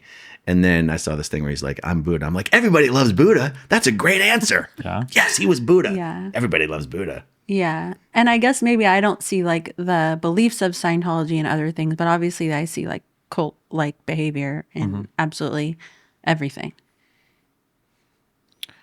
Do you feel the same way about Mormons? That's a really common one that people bring up. So there's another channel, another creator, a former Mormon named Shali Sansola. Okay. And I've been on her channel. She's been on my channel. And she does something that I think I'll eventually do, which is focus on interviewing former members of all these other groups. And my conversations with Shalice are very much like these eye-opening, wow, so much similarities. For whatever reason, I do not get contacted by former Mormons the way that I do by former Jehovah's Witnesses. But and also there's so many Mormons. I mean, there's like 20,000 Scientologists. There's probably like legitimately 10 or 15 million Mormons.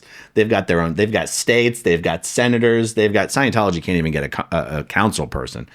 So, and I'm hesitant, and I try to really stay in my Scientology lane because obviously I don't know enough about those organizations and their belief systems. You hear about Mitt Romney and the magic underwear and all that stuff when he was running for president, and a lot of the weird Mormon stuff came to light the way the weird Scientology stuff comes to light. And it's like, I just don't know enough about their core belief. I'm hesitant to actually equate a large religion like Mormonism with a tiny little human trafficking cult like Scientology. Yeah, and it's less about the similarities in beliefs and more about just high control groups. Yeah. And I think all these organizations and organized religions in general are going to have these high control elements. Actions. And you have people who have different experiences. Right. I think in Scientology, people are more likely to have the same experience, then in a giant organization like Mormonism, you're more likely to have people that are like, my God, I've never experienced that in any way, shape, or form.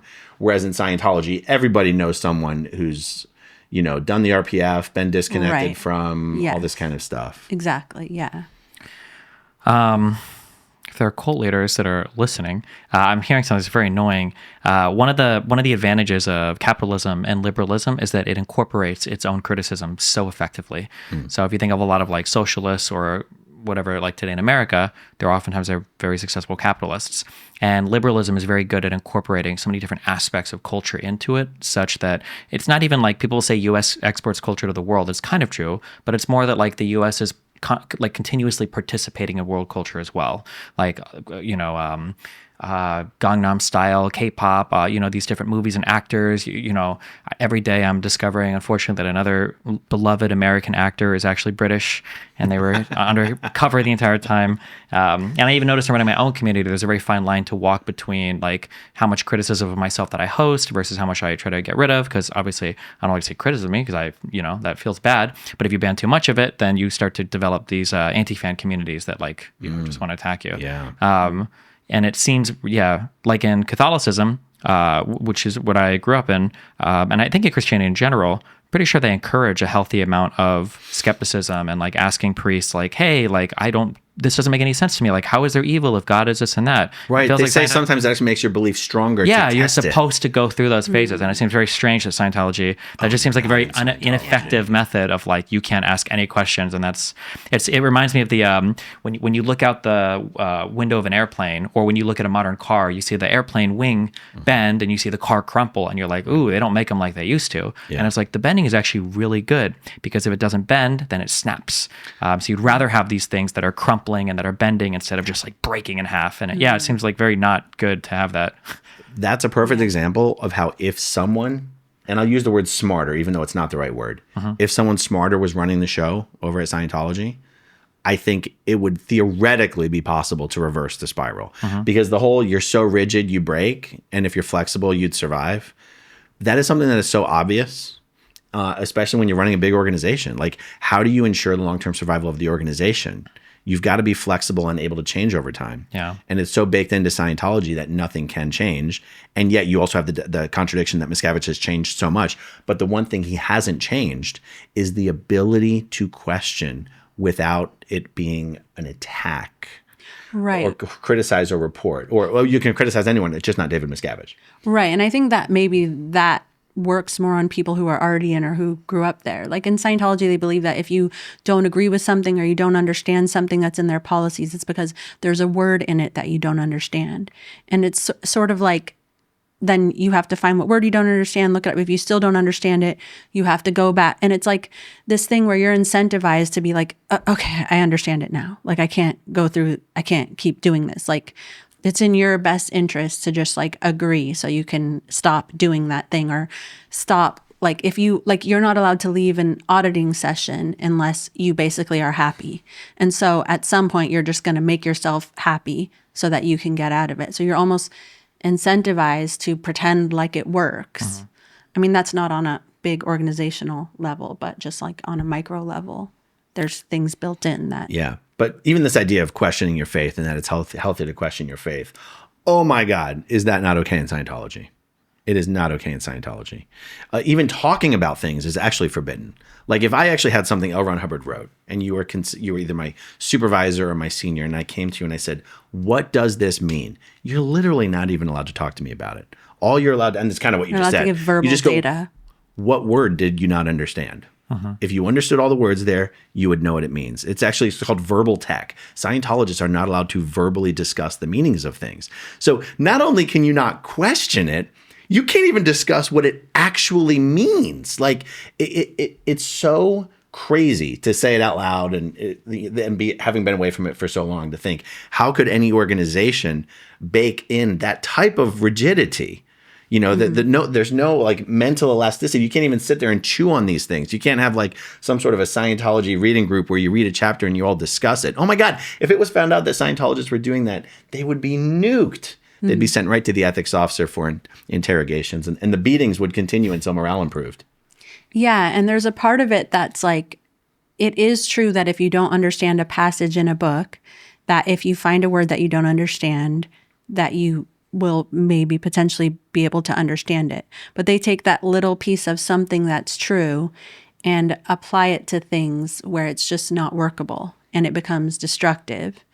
But that little piece of truth in it is what sort of lets you be brainwashed by it. Can you give me an example of that? Yeah, like so in Scientology, like I said, with the word you don't understand.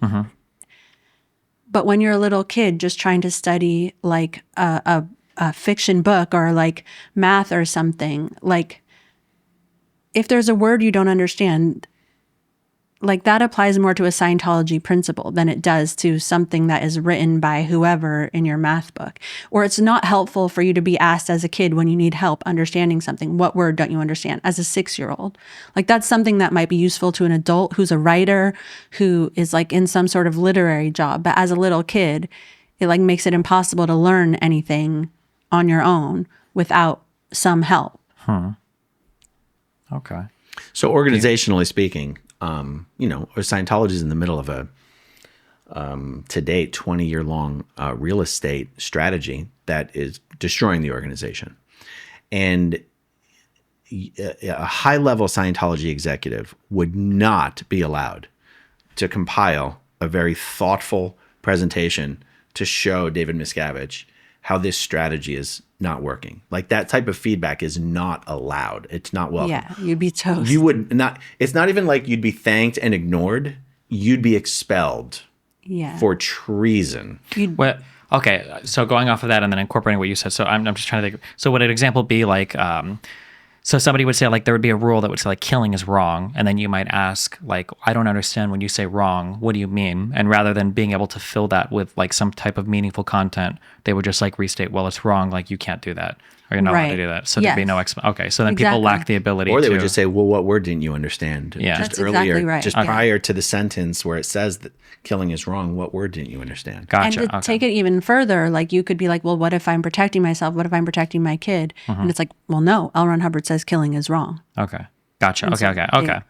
And so, okay, why do you think the real estate business is going bad for them? Well, because there aren't enough Scientologists in the world to support the real estate strategy. So David Miscavige decided that the reason Scientology orgs weren't expanding fast enough or more than they were is because they're not big and beautiful enough. And so a certain amount of people are just repelled by the building. Now, never mind the fact that Scientology expanded just fine under L. Ron Hubbard when all the buildings were total shit already. So it's not the reason. It's not the linchpin.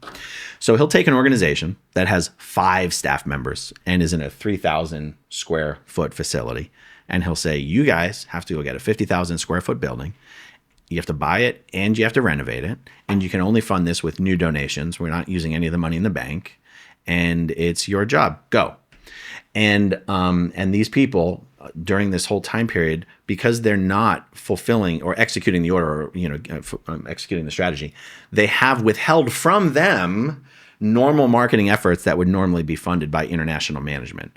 And so realize staff members only get paid a certain percentage of the adjusted gross income of the organization.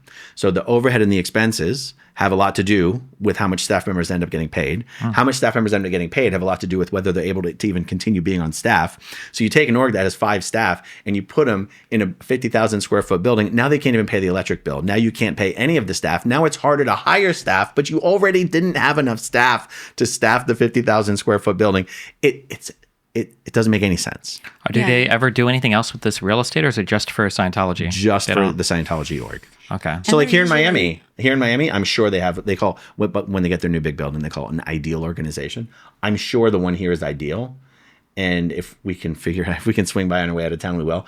I'm sure it's got less than 10 staff. Oh, not good. Okay. And then for people listening, because a lot of people get this wrong, real estate, home ownership, all of this doesn't generate money because the asset appreciates. It's because you're making money on rents.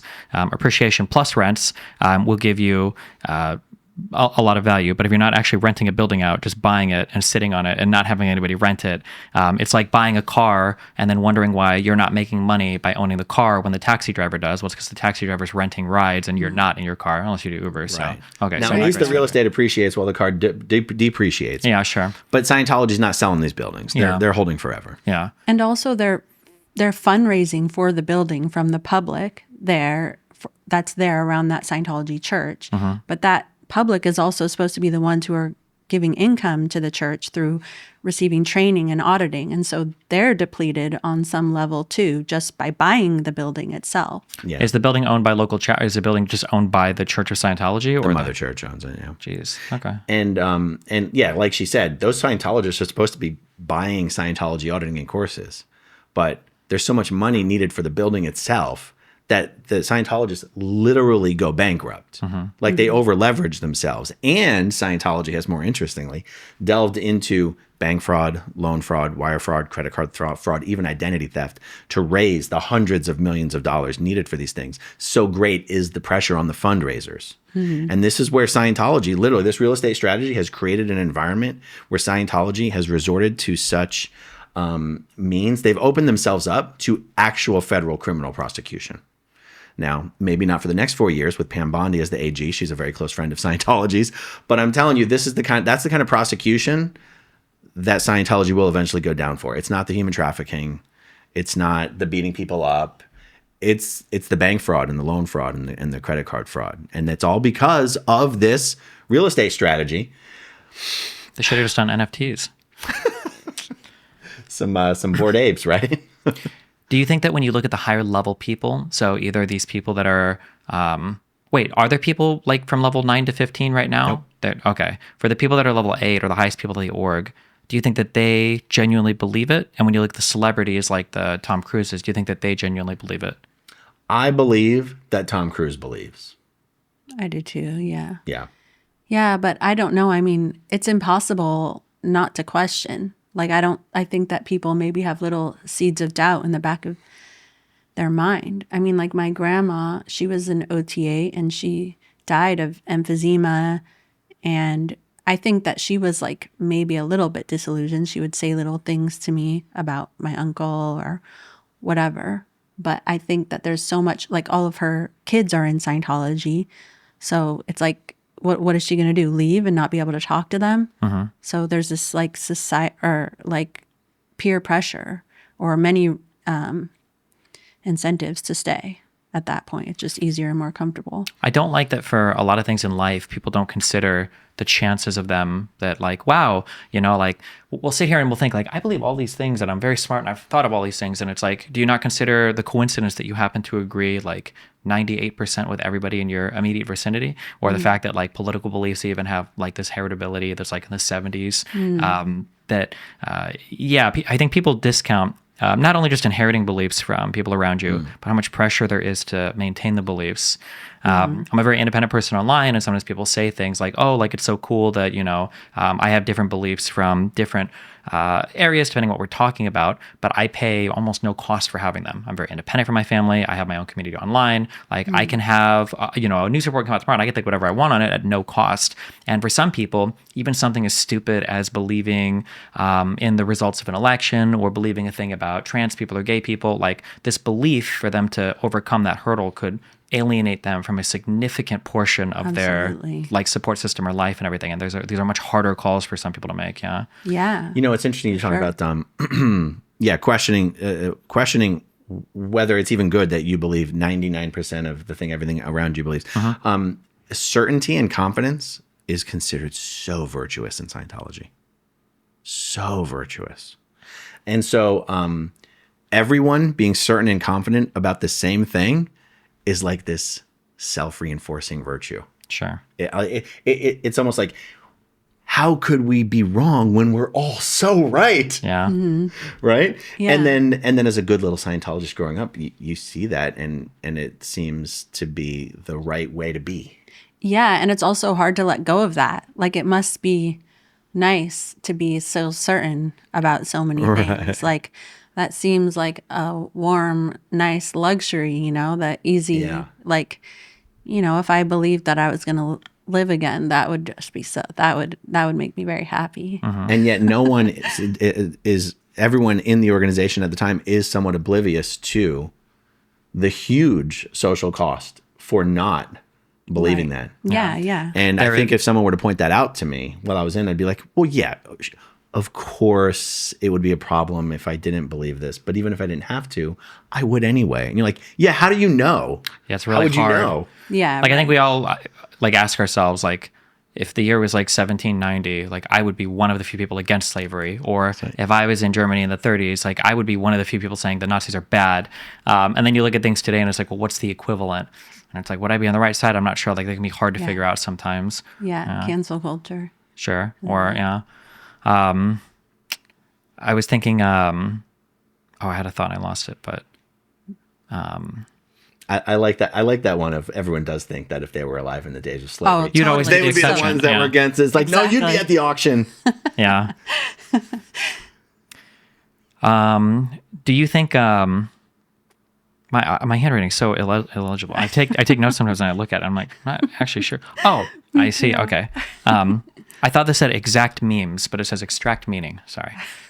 Is there anything from Scientology that you take where you're like, actually, as crazy or as stupid as the whole thing is, I do like this aspect, or I wish more things were like this? Like, I can think of one big thing you've said that I actually do appreciate, and I would argue it should be part of Christianity. I was going to make this joke earlier where you were saying people can be Scientologists and Christians at the same time, and you said it's because Scientology is just about doing and has nothing to do with beliefs, and I would say that seems to fit because a lot of Christians seem to think it's enough to believe without actually doing, which is a bit cynical, but I do like that aspect at least. I think that acts and doing things in this world are more important than just having a belief system that doesn't manifest in any applied way. Is there any, I guess, aspect of it? And I understand, to be fair, this is a lot more cultish and extreme than just like an ordinary religion, so maybe it's That's harder. okay. Yeah. But you realize that when they say it, they're not talking about doing things in your community. They're talking about doing Scientology on each other. Yeah, okay. The part that I think is valuable about Scientology is the message, essentially, there is always something you can do about anything. I take that actually very seriously. Anything's possible.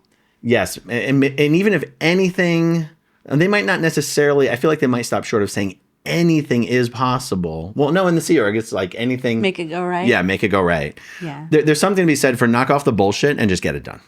I mean, whether you want to say that's good for the employer or I think it's a healthy way to approach life. Of course, it can be overdone. In some cases, yeah. Yeah. And taking a look at what your responsibility is on any given thing is a healthy way to approach. It's a healthy, productive way to approach life. And I think it's one of the things that I do feel at the entry levels of Scientology gets people hooked, especially if they think Scientology is about crazy aliens and hydrogen bombs and Xenu and the Galactic Confederacy. And then they go in and it's like, how to communicate better. How to communicate better. Communication is something a lot of people struggle with. So, Have you ever spoke to Chris Williamson? Or are you familiar with this content online? Or is he? Oh, I know who you're talking about. He's got the very highly produced podcast, right? That's what. Yeah. Yes. Very, very highly produced podcast. Yeah. I'd love to talk to him someday. Okay. I've never spoken to him. I think I actually messaged him on Twitter.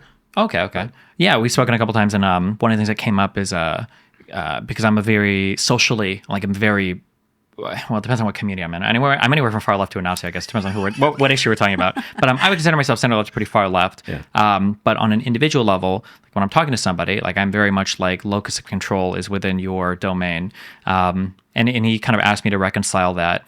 And the way that I would always say it is, you have like if you think of data and you've got like a plot, you have a thing called like a tail. Like what's the range of the data? Right. And there's going to be some environmental or biological realities that looking at me, I'm probably never going to make it very far in the NBA, no matter how much I practice, probably. But that within these like given ranges, you have like your own effort that you can exert to do better or do worse. And that, when I'm talking on a societal level, I'm very much speaking like we need to create optimal environments, tax people, redistribution, whatever we have to do. But I'm talking on an individual level. I'm always telling people like, nobody cares about you as much as you do. Like it's you against the world. You have to figure it out on your own. Like whatever you like, have you done everything you can?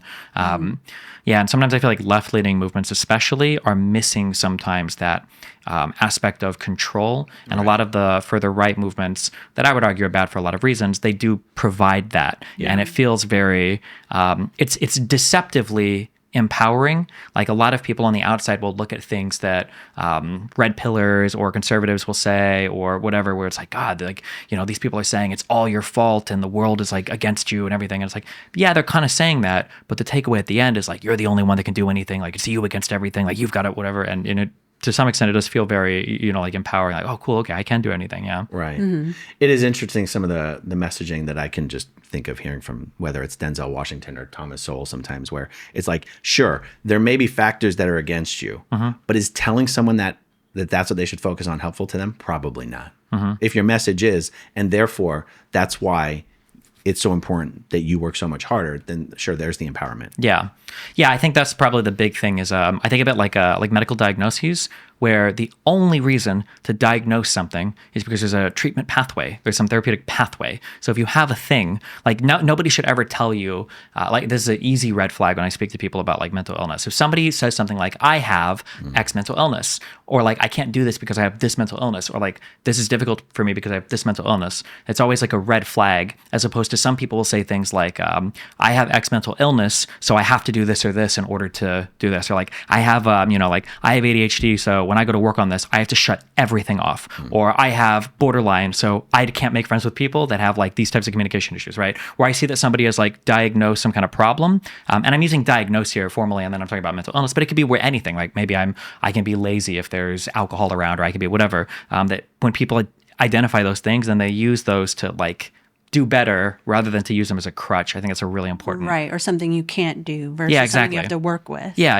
You're identifying like, or adapt with. Exactly. Yeah. Adaptation rather than crutches or, Yeah, totally. I think that's just obviously the most helpful part of Scientology is the responsibility is on you, and it will always be, even for the worst things that happen to you. That's where it can get a little abusive. Like, and especially with kids, it's like, even if a kid gets molested, the Scientology perspective is going to be, well, what did you do in a past life to pull that in? Sure. That's destructive as hell. Absolutely. Right. Yeah. It gets taken to this other level. Pathological. It can get destructive, but I will say something that's kind of funny, not funny, something that's kind of dark or surprising is in the psychology literature, having an overarching narrative for the world is actually a protective factor against developing PTSD after trauma, because you think that things are happening for more of a reason. So like, I believe religious people are less likely to develop PTSD after highly traumatic events than a non-religious person, because, something like that, happens to me. I'm like, Jesus, this is fucking horrible. Like, what the Whereas a religious person will be like, this is bad, but like, I'm sure there's like part of a greater plan here, and it can help you. Yeah, there's a context. Yeah. Although there are limitations to this. You can't be abusive to someone and say, it's because of God, you'll be fine. And, like beat the hell out of your kids or something. Right. Or that can be taken too far, of course, but yeah.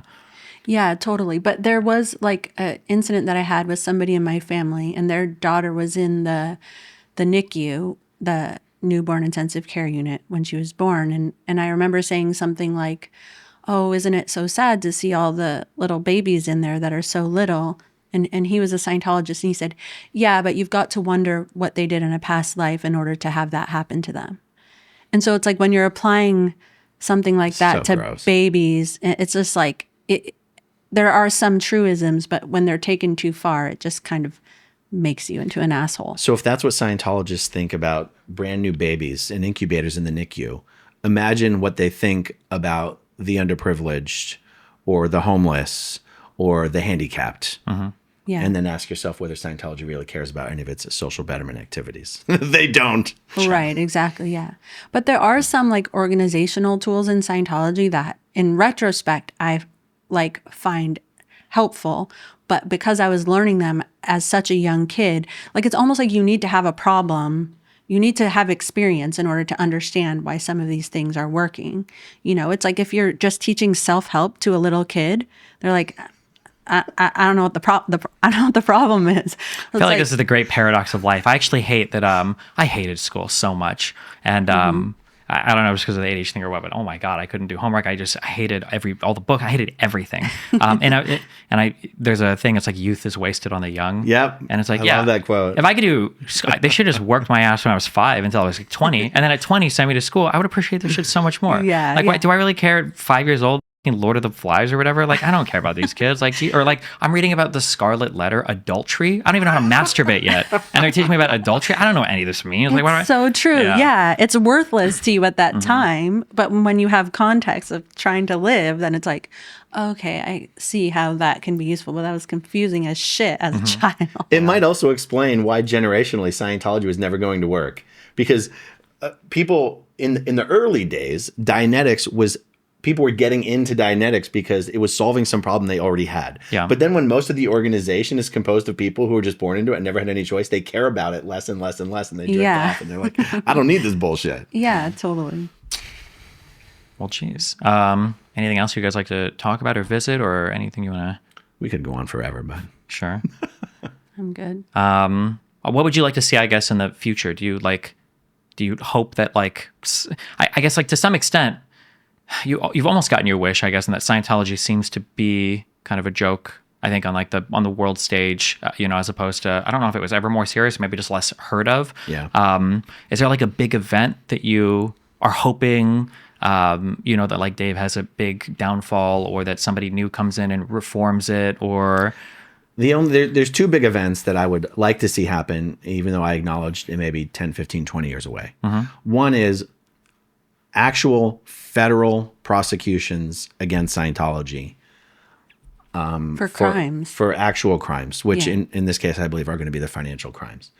I would like to think that would also lead to, or make more possible, the eventual revocation of Scientology's tax exempt status. Okay. Because the religious tax exemption that they have right now protects them in the courts in ways that are just hard to even manner believe. of evils, Hard to even believe. And if they were just another corporation, open up to civil litigation. And, I mean, they are open to civil litigation, but where I'm going, I want their tax exempt status revoked. That's a star high goal. Someone from the IRS even recently explained to me how unlikely, the organization only has a few $1 billion. Now, to you and I, that's a lot of money, but I think the IRS's annual budget is like $70 billion. And let's say it would take them tens of millions of dollars and a decade of litigation if they were going to revoke Scientology's tax exemption. And at the end of that, they don't even get the several billion. They just get to tax Scientology on its revenue going forward. Yeah. So it's been explained to me that the government may not even have an incentive. They're like, they lose a few $1 billion in their couch cushions. They don't have an incentive to pick that fight with Scientology. That is still the ultimate thing that I would like to see happen. But I also recognize, one, it's outside of our control. And two, although it would be nice, it's not necessary. We can help bleeding them of their members every single day. I didn't even mention yet that one of the things that gives a little greater value to what we do on YouTube is, we run a nonprofit called the SPTV Foundation. By the way, we already discussed SP, right? Yeah, suppressed SP. persons. So we call our YouTube channels SPTV on YouTube. Suppressed person training videos, or? Television. Oh, my bad. Okay. So, I don't know. Maybe you think people need suppressed people. I don't know. Okay. SPTV, baby. That's a good idea. Okay. And so we created the SPTV Foundation, and we help people who are leaving Scientology and suffering from disconnection and fair game and may not know how to drive and have never had a job and don't have a resume and don't have credit history, or maybe they need to get back to their family. Or have job training. Yeah. And so our audience, the audiences of our collective channels are really where the financial support because they're watching our content. They're watching the content of these former Scientologists telling these crazy stories, and they are very passionate about helping other people leave Scientology. And so it's just another way of being David Miscavige's worst nightmare, acting out my dreams of revenge. But honestly, being as helpful as possible to make it easier for others to travel the path we traveled, and have it be easier for them than it was for us. When you do break somebody out of it, what's like the most common way that it happens? Usually somebody they know is already out. Mike's mother is like one of the perfect yeah. examples. Mike Brown is one of our board members, and he was born and raised in the organization. His mom worked at the highest levels for 30, 40 years. They had actually, the way it was even possible is they had shipped her off to a home to basically die. They'd shipped her off to a home to die. Where they had a bunch of elderly Sea Org members who they just expected to die. It literally was. If you're in the Sea Org your whole life, you don't have retirement or medical, you don't have anything. So when you get old and you can no longer work, it's like. Yeah. It literally was sneaking her a phone, planning out some logistics, flying out there, and actually just showing up with people and a camera and breaking her out. Okay. It really was. But other times, another example that I'm thinking of it was it not Cincinnati? What's the other Oregon, Ohio? I'm going to lose it. It was, she was working at the organization. She'd been planning on leaving for weeks. At the end of the day, she would go back to where she lived with her roommates and was just kind of secretly, quietly packing a little bit each day. So it wasn't so obvious when people woke up one morning and saw all of her clothes off of the hanger, and eventually had her stuff all packed up, and we just arranged for a volunteer to show up, pick her up. We had flights arranged, took her right to the airport, made sure she had all her travel documents, sent her to a place with a hotel, got her a place to stay, got her a job, taught her how to drive, all that kind of stuff. Not everyone leaving Scientology has to escape per se. But for those who... Less so now. Well, less so now. I mean, if a Sea Org member needs to escape, I mean, it's always going to be like An escape.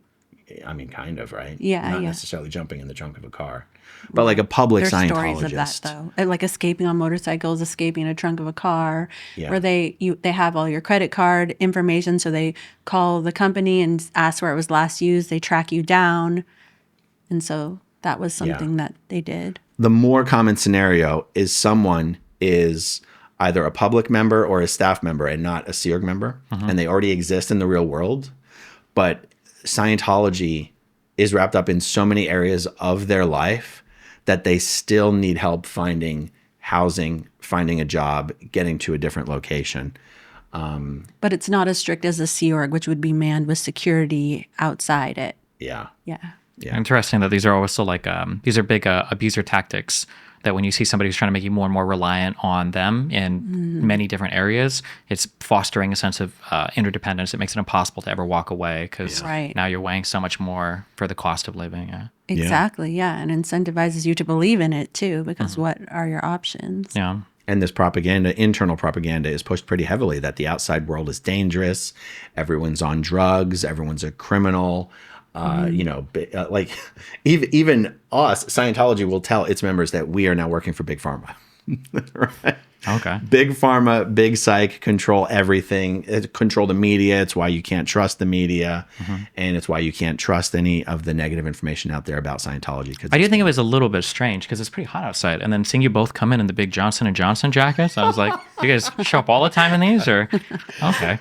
A couple years ago, we went on a cruise, and just for the hell of it, we brought T-shirts that said "Big Pharma Whore." We all took group photos. Big Pharma Whore. Where's my paycheck? What if people are looking for you guys, where do you want them to look you up? Where do you want them to find you? My YouTube channel is just Jenna Miscavige. And I'm growing up in Scientology. Okay. And no other socials, Twitter, anything else? I've got them, but it doesn't matter. Got it. Okay, cool. Yeah. Well, thanks a lot for joining us, and hopefully more people leave Scientology. Hopefully your big moments come. And yeah, thanks for the conversation. Thanks. Thank you. It's fun.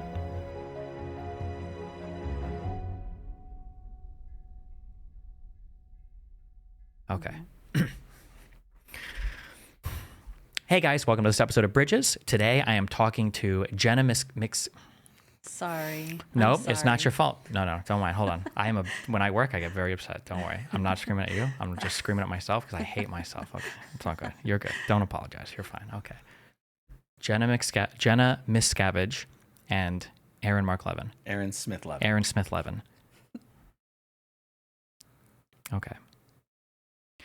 Hey guys, welcome to today's episode of Bridges. Today I am talking to Jenna Miscavige and Aaron Smith-Levin, and we're going to be talking today about Scientology and their journeys out of Scientology, and I'm going to be learning about a bunch of stuff about Scientology that I didn't know before. So yeah. Okay, good enough. All right. Nice. Okay. Cool. Are we all on camera together? There's three different shots. There's a wide shot where they can see all three of us kind of. Yeah. Oh, okay. Yeah. I just was wondering if we were in the shot for that, because that was like you did it in front of us. I would be. Oh, there's this camera. Hopefully is the one that he. Oh, okay. The news is divided. Ground News puts it back together, so you can see how many sources are reporting on any breaking story, where they fall on the political spectrum, how reliable they are, and who owns them. Compare headlines and read full articles to see which details are prioritized, exaggerated, or left out entirely. Because the more we understand the media, the more we'll understand each other. Visit ground.news to learn more.